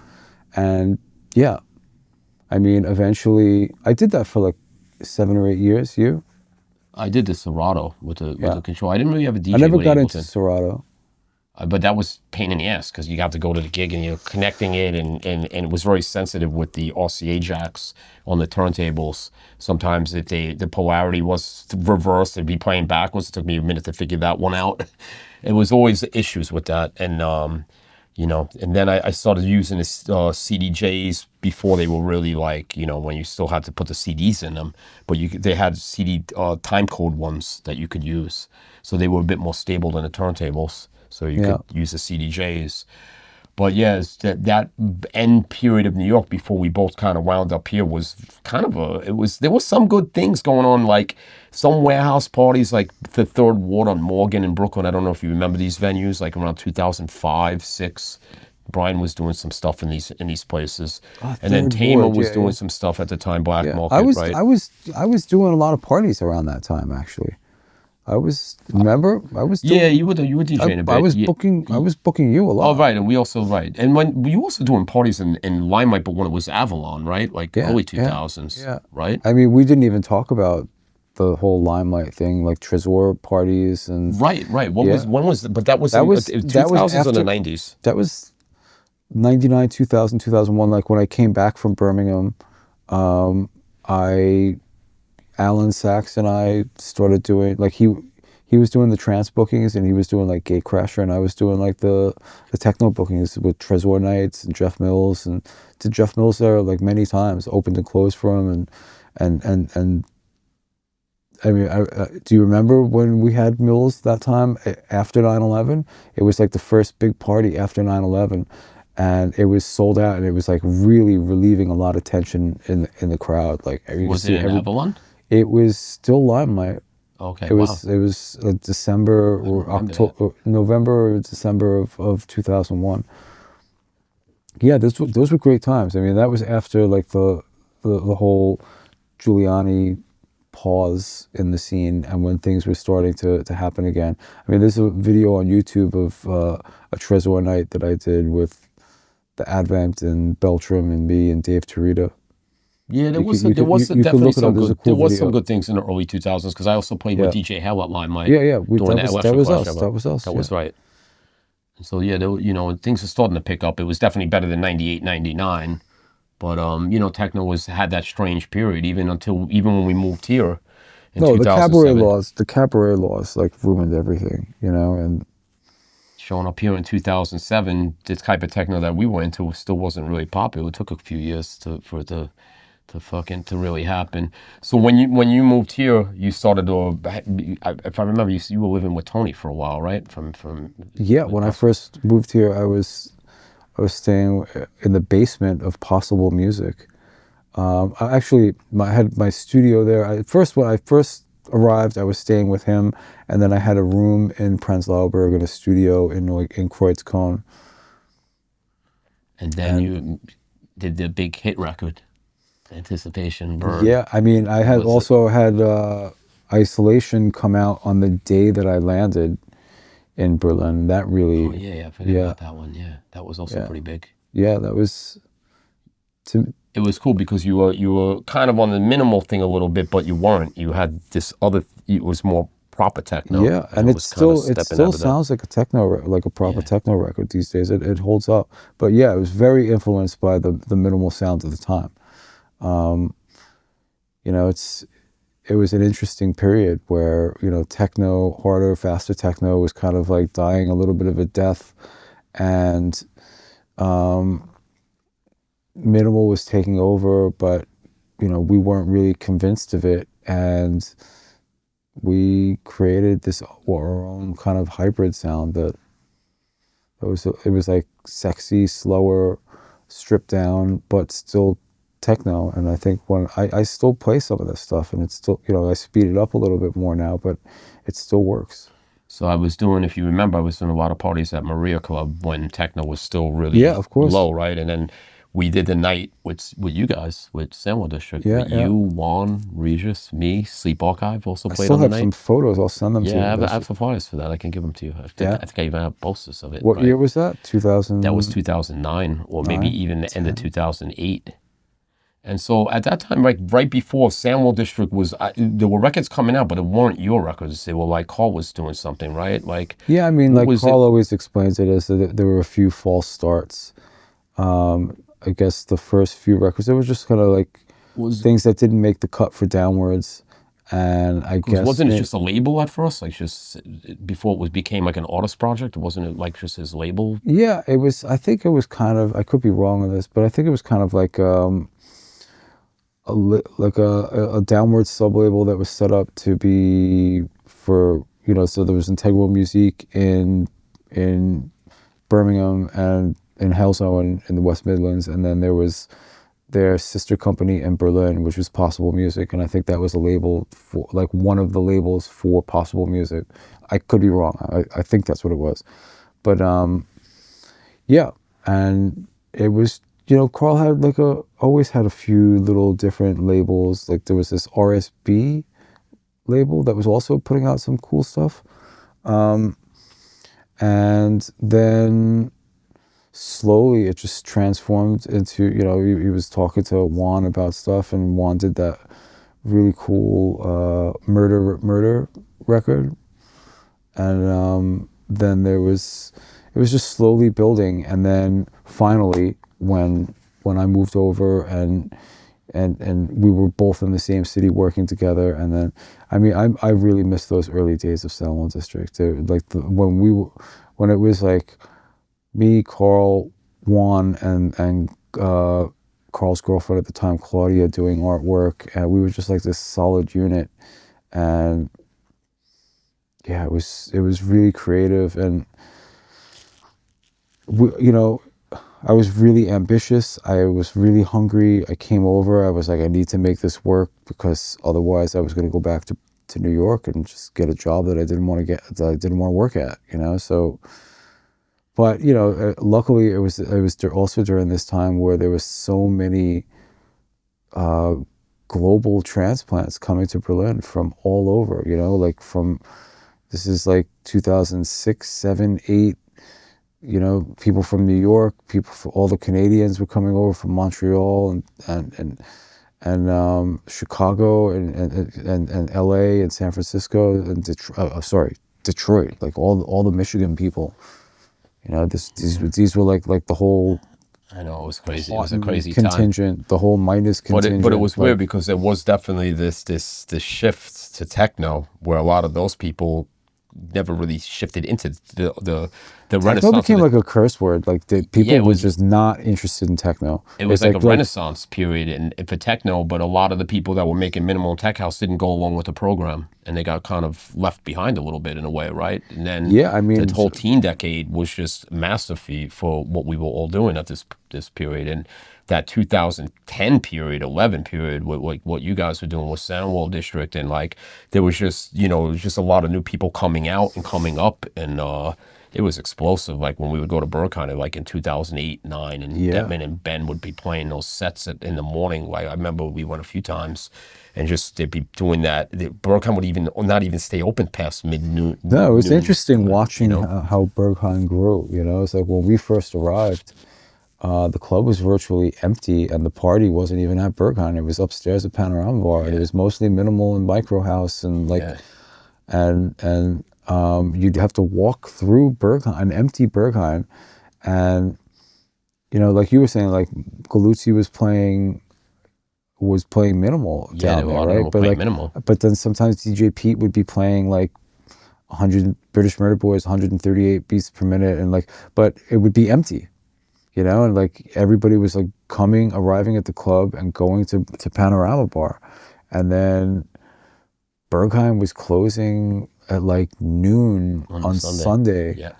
And then slowly over time, it started getting more and more busy. The club started getting more and more hyped, and I just remember those epic sets with Ben and Marcel. They'd be playing real deep, but they were also playing a lot of older school techno too. They would mix it up really That's what I loved about that period. It was like this middle ground. It was like like a renaissance of like, I remember you were the one that was bringing me out to a lot of these things. You were like, you got to hear. I remember like hearing Aardvark sets. Yeah, he was amazing. Remember that upstairs in Pat? Ooh, yeah, that was amazing. A lot of early +8 stuff, and like there was that period that was a good period to hear. Like Red Shape was doing a lot of great stuff at this time as well. A lot of old records like that, and that's what Sandwell District was. It was like kind of rehashing old ideas and modernizing them with a modern slant, and that's what anticipation was. That's what isolation was. That's what variance was. Like I think that period, that like 2010 to like around 2013 was probably one of the most special periods in techno in its existence, as far as like something new on the table, like something, because it was a little bit flat for a while, you know, and the music changed a lot, and it wasn't really going back to this 90s techno either. Like now, like everything now at the moment is very 90s. It was really fresh and very modern at that time period. New, also the sound production of the music was just getting more fuller and more tighter than it was before. Definitely. And then you know, was traveling. You started traveling really all around the world at this point, huh? Yeah, it got pretty intense. Yeah, you wound up with the Berghain residency. Yeah, you wound up with probably the biggest album, one of the biggest albums or records on Berghain too, right? The Incubation, yeah, huge. Yeah, I mean, it was an incredible time. Yeah, I mean, I remember when that was my debut album. When Karl and I had just and Sandwell District had just split up, and this record was coming out, and I remember going in, like Michael Teufler, one of the original owners of Berghain, was like, I went into the office and he was like, congratulations. I was like, why? He was like, because you just crashed the website. There were like 75 gray marble copies of Incubation available on the website, and so many people went to go buy it that it crashed the Berghain website. So yeah.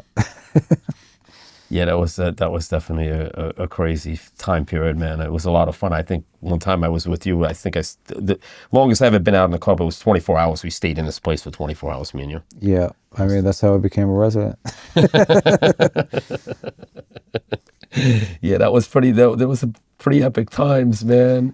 Yeah. Oh shit. Yeah. And then so you also in this period you really was starting to push the label a lot more again, infrastructure, because it was really in the beginning it was a lot of just your productions, and then you started doing Postscriptum and what was that? Yeah, it was really based around my residency at Berghain, and then working with Ed Inland Davenport. Right, we can't forget about Ed. Yeah, that's right. We were roommates. Actually, the three of us were roommates at Prince Lauberg for a while, and forgot about that. Yeah, and then there was that.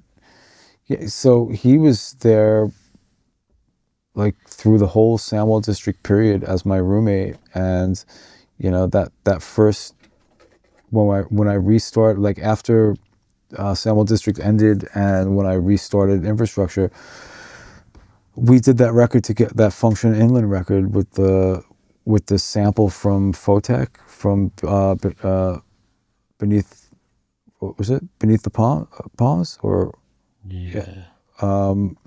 but from actually I saw people kind of like commenting on not giving credit, but we wanted to give credit to Photech for that sample, but we were actually advised by Photech not to do it. I probably shouldn't be speaking about this, but I don't think Sony's going to catch this. So, but yeah, actually, to me that record is as strong as any of the Sandwell District releases. First Function Inland on infrastructure, and just from there, just having the residency at Berghain, and then doing the Berghain 7 mix, where a lot of the stuff that was on that mix was exclusive, whether it was on Ostgut as exclusive two exclusive 12 inches tracks of 12 inches, or stuff that was on infrastructure. So yeah, Ed and I were running it at the time, and we had a really good run of records. And then yeah, eventually I wound up like burning out and leaving my residency and kind of like stopping things for a while. And then the pandemic happened, so. But right before the pandemic, wasn't the Trezor album, The Existence, came out? Or was that during the pandemic? It came out right before, yeah. I wanted to ask you, when you guys... It was originally supposed to come out on Ostgut. When you guys were doing the Sandwell District stuff, were you on and Karl playing out live at all? Were you guys doing live shows at that time or no? What, in the Sandwell District? Yeah, days? when the first album came out. When the first, well, I mean, Juan worked as a creative director in LA, and he lived for a little while in Minneapolis, and he didn't want a DJ career. So Sandwell District, you know, Karl and I were living in Europe, and we were the ones doing the gigs, and he was like, well, we were always offering it. He was like, I'm good. I'm here to help you guys. He did art direction and did the whole Where Next blog and the whole visual aesthetic of Sandwell District, but he didn't really care to come over. He started to eventually. He wasn't involved in the music at all, or like a directing, or not directing, but well, also... he was doing Silent Servant. Yeah, I mean, this is when things started to become a bit of a gray area. Sandwell District started becoming this art project that was blurring the lines and rearranging the DNA of dance music, where trying to take focus off of the DJ artist ego and put more emphasis on.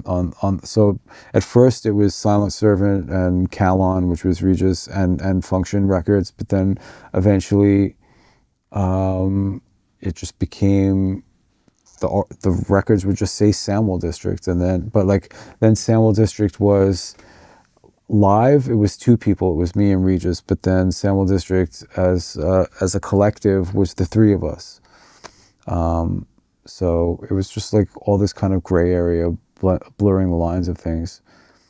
So you wind up on Trezor, and you made this crazy, amazing album that I love. I think that's an amazing piece of music. Yeah, you've always said that. You like it more than the Incubation album? I do, because it's just more deeper. It's something I listen to more at home. It's something to really just chill in It took a long time to make, and I actually kind of fell out with Ostgut because of that record. I mean, there's the whole backstory. I don't really want to get into all that stuff and talk about that stuff, but yeah, I mean, that record was originally intended for Ostgut, but it kept growing. I started working on it, and then I just had this creative burst. There was a lot of trauma in my life. My mom got really sick, and it seemed like the more problems I had, the more music that I made.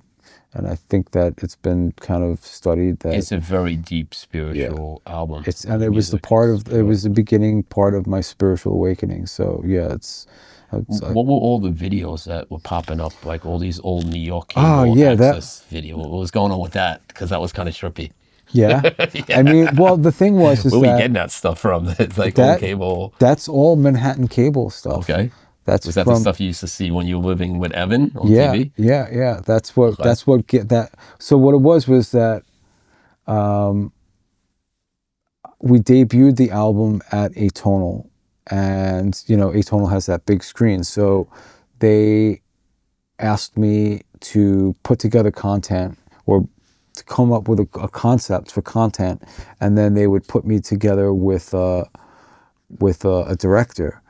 And I started doing it. I started cutting things up on my own on Ableton, and I never worked on a visual project before. And you know, the idea was originally like kind of going like when we were doing Where Next and Sandwell District, we always joked around about, you know, because it was always black and white and grayscale. So we always joked around about like the Wizard of Oz going from black and white to color, that eventually we would turn the Sandwell District Where Next blog into color. And we never actually did that. So when I was doing this project, that's what inspired me. I was like, let's go full color instead of grayscale, black and white all the time. And I thought about the content, and I was just like at home, and I was just like Googling stuff and looking on YouTube, and I had this idea I remember seeing all these weird shows on Manhattan Public Access, and this was just stuff that was in Manhattan. It didn't even reach the outer boroughs like Brooklyn, Queens, or Staten Island or the Bronx.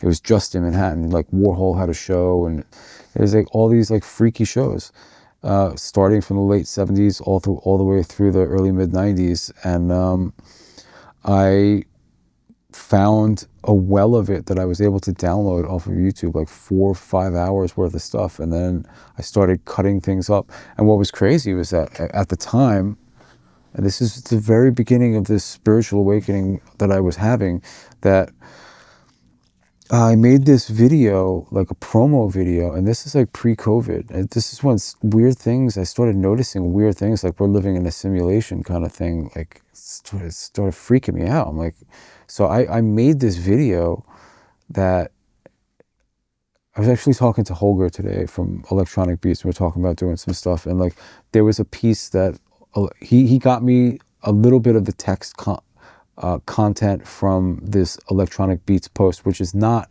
coming up in search anymore. They took it down. He explained to me the reason why they took it down today, but because it was just like a press item that they don't let them sit up for that long, but it was coming up in search. Like, so I made this video, this promo video for that album, and Electronic Beats ran a piece, and it said that the headline read like, Function's new album on Trésor is psychic and may predict your future. And this is before COVID.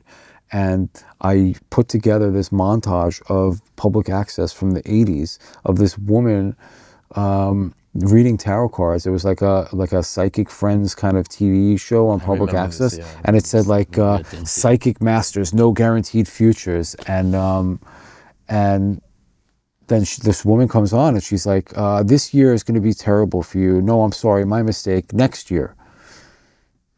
And this came out in 2019, and next year was COVID. And it's like the headline said it may predict your future, and it did.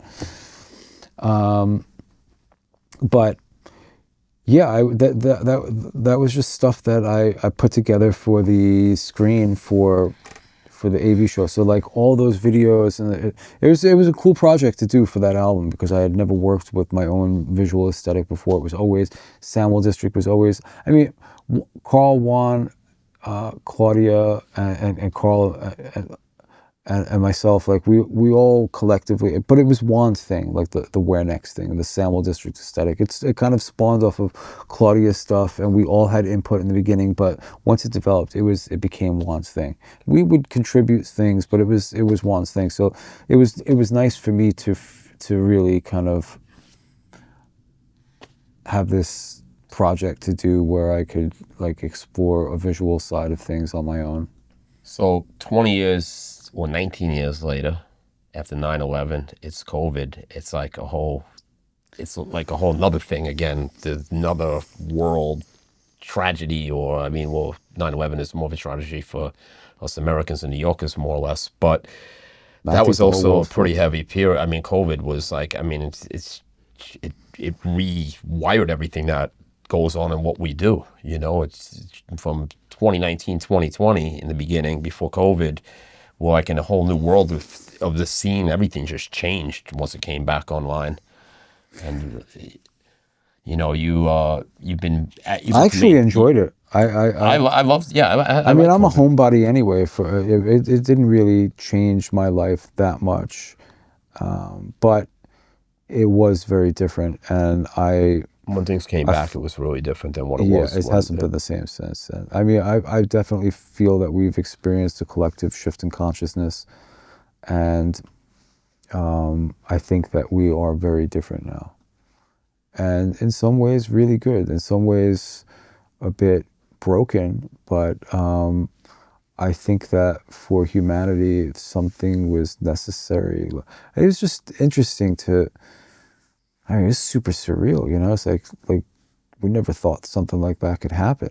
I mean, I remember, it's just like pulling the emergency brake on the whole world. Like, the early days of it here, because it was popping off in New York and all those people were dying by the thousands, and it wasn't really happening here. It was like everything was shut and everybody was in worrying that it was going to happen. And I just remember walking in Raver and like there was no toilet paper. There was all the food was empty. It was like watching one of those zombie movies, like a George Romero flick, right? But like you said, it was pretty all right for me, because I was doing photography or graffiti on the trains here, and was like, it was a beautiful weather that year here, that 2020. It was like sunny every day from like March till, it was really surreal time. Really surreal. You know, but the thing was, it just kept lagging here. You know, the vaccination came out in America earlier, and people getting vaccinated, and then it got really dark and depressing in 2021 and the end of 2021, because it started to feel like it was never going to end at that point. And then 2022 came, and then it was just like a whole brave new world with the scene, and the music seemed to change. Things were much faster and more into this harder rave techno stuff. Very apocalyptic. You know, and then now I think it's coming back more, you know, pure, especially with the music a bit again. Like, especially we were talking earlier about like what's going on in New York right now. New York is amazing right now. The scene is just, I'm back. Yeah, I'm curious to see how this is gonna develop. Because we've never had it like this. It's just like a whole new thing now. Like basically like 9 clubs in New York right now that are all hot. And they're all in Brooklyn.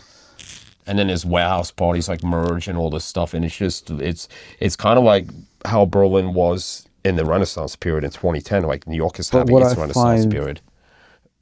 Interesting is that it's so expensive. I'm just curious to see how it's gonna last. It seems like does it seem like it's oversaturated to you? I mean, right now it seems like it's working. It seems like there's a lot of people to go around. I mean, even there's many record stores, secondhand shops selling techno, and like it's just every time I go back to New York, I'm just shocked at it. I'm like, how do people survive? It's so expensive. It's. I know. I'm here in Berlin and everything. But I see people consuming. I've been here in Berlin for a few days now, and like the food is like half the price of what I pay there. It's insane. It's insane. You know? You know, and to get in drinks at clubs and I just see a lot, you know, because like when we were growing up, when we were young, things were cheap. We could survive on very little. You know, it's like coming out of the 70s and 80s, like, you know, you look at the Lower East Side or the East Village in Manhattan, like, you know, you used to get apartments. People. You used to get apartments for next to nothing. Yeah. And you know, it's like a couple of $100 a month for rent, you know, and I mean, I guess a lot of young kids are living with 3, 4, 5 people. I don't know. Yeah, I don't know how they do it. I don't know. I mean, even Berlin is like, it's definitely more expensive to today's money than when we moved here in 2007 when we came here, but it's still nowhere near what's in New York. But I think people also make a lot less money here, so I think people also struggle in here. It's also hard to find apartments here. The quality of life here isn't what it was before. It's definitely I mean, I think that there will probably be an economic collapse in the next couple of years. It seems like it. I would like to use a softer word like recession, but I feel like an economic collapse coming. I mean, it seems like it's overdue already. So, you know, the bubble keeps growing. It's probably going to burst pretty hard when it. Yeah, it's gonna. But that may be a good thing. I mean, that's always makes the parties better. Yeah, that's always been good for creativity. So I mean, we always find a way. We'll always survive. I mean, I think the thing that we have to worry about next is just the development of AI and see if it's going to take us out. It's going to kill us all. I'm telling you, it's going to happen. I mean, these things, it's generating its own brains and whatnot now, right? So. I mean, I like we're going to get those humans out of here. I feel like we're resilient. I think that we will survive somehow. I have faith in humanity, even though it seems like maybe I shouldn't with all the things going on in the world, but I do have faith in humanity. And a lot of that comes from this spiritual awakening that I've had and some of the unexplainable things that I mean, I believe this is some sort of simulation, but that's maybe, a topic for another podcast. So back with after the pandemic's over, you reunite, you and Karl, and planned Sandwell District with Juan, and that album was pretty strong. Of course, it did very well for you guys, right? Which one, the new one? Yeah, the new one. Yeah, I mean, we didn't even get into talking about losing Juan, right? Yeah, we want to go there with that. We have to go there for Brother Juan. We have to bring it up. It's so crazy how the process of this album, of just Sandwell District coming back together. There's something about Sandwell District that's just always been about this storytelling aspect of this label collective. There's just always been some sort of intense tension, drama since the beginning, you know? Well, isn't it like that when most musicians work, there's a lot of ego and people have their own vision. Like that's why I don't really collab with people much. Yeah, but we disbanded for a really long time, and it's like this happened like right when we got back together and right when we were starting to work on a new album. It's like, you know, in the moment, we were just dealing with the fallout of what happened. But like in hindsight, when I look back, and it's like, you know. Were you guys working on the album before Juan passed, or? Yeah. He was. We have some photo. We took some studio photos in my apartment, in my studio, and it was like a few months before. I mean, there was a lot of things leading up to. I don't want to maybe get too deep into talking about it, but there were a lot of signs of things. You know, with my spiritual side, I have a whole language of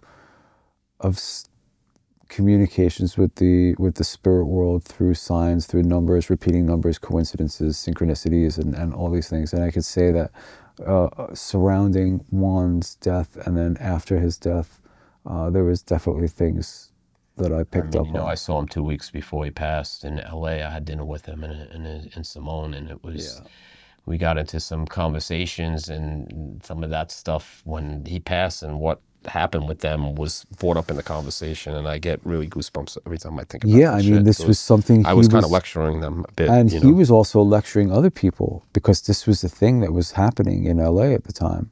I mean, luckily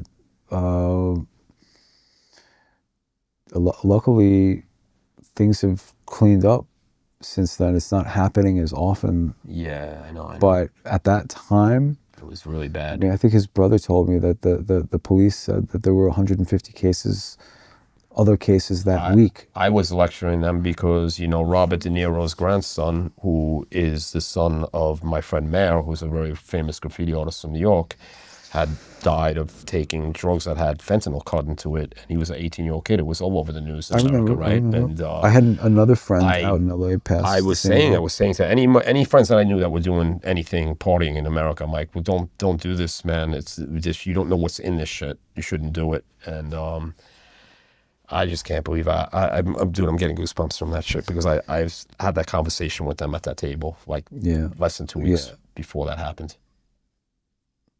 Yeah, I mean, there are things that I don't want to talk about like publicly, but there were a lot of things. Yeah. There were a lot of things leading up to. I guess as humans, we all have our own demons as well. There's always some.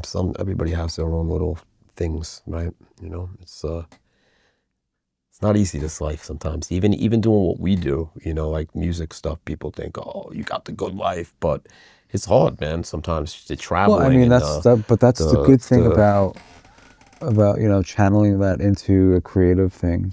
Yeah, just the traveling is so wearing. The traveling is brutal sometimes. Is brutal.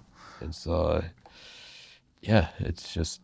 Yeah, I mean, as you get older too, Yeah, it's an interesting way to make a living. Having to leave town in order to pick up your weekly paycheck is it's like we're all familiar with this, so we don't really think about it. But from an outside perspective and looking in, it's like a weird way to make an income.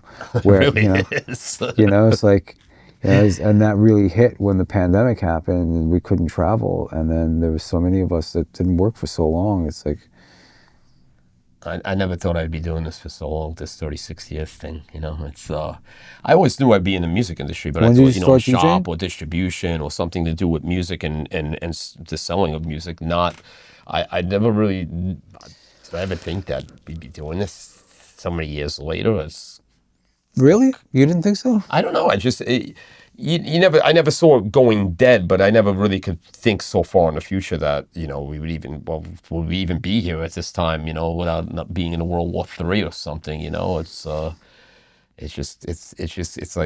it just keeps going. At this point, I'm convinced that this is just going to be around forever until life is not here. Techno music, electronic music, it's not going anywhere anytime soon. No, we It's like rock music or hip hop, none of it's going anywhere.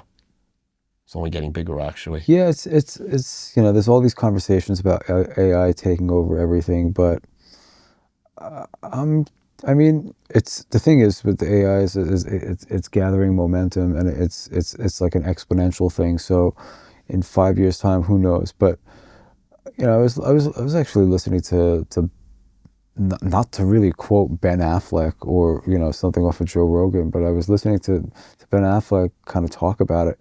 And there's a lot of projection from a lot of these big companies that are and making it seem like it's happening faster. These are projections for the stock market, for investors. And, you know, it's like, it's not 100%. Like, we'll see what happens. But, you know, there is this race going on, and it is something that we should be concerned about, because in the wrong, you know, when I was flying to New York recently, I watched Oppenheimer again, and it's you know, there was that race to build the bomb, and if it was in the wrong hands, it would have been much more catastrophic. And I think it's the same type of thing. It's like, if it gets into the wrong hands, it could be. I mean, when you think of the power of this thing, just think of it in the music terms. Think about like music stem separation, and the fact that you can take a track that has 10 layers and actually remove a bass line or a vocal. That in itself is just insanity, that you can actually do that from a song, you know. And then It is. You apply that to anything else, and then, you know, they're also this whole thing with quantum physics, with not quantum physics, but quantum computing, and the speed of these computers in another 10 years is going to be insane. It'll need seconds to figure out a formula that can take years with a computer. So where does that go with security systems and Bitcoin and all of that? It's just going to go more and more insane, and maybe the computers are definitely going to kill us at some point. Who knows? Be like, these humans are worthless. I mean, that's what the prediction is. And that's about it, Dave. I think we're going to wrap this one up. It's the longest interview yet. Yeah. Thank you. We could do a part 2 at some point. Cool. Thank you for coming on. That was amazing. Amazing. Thank you for having me. Get you on. It was really fun. I really enjoyed it. Thank you. Cool. All right. Peace out, everybody. Peace. Sonic Room Podcast.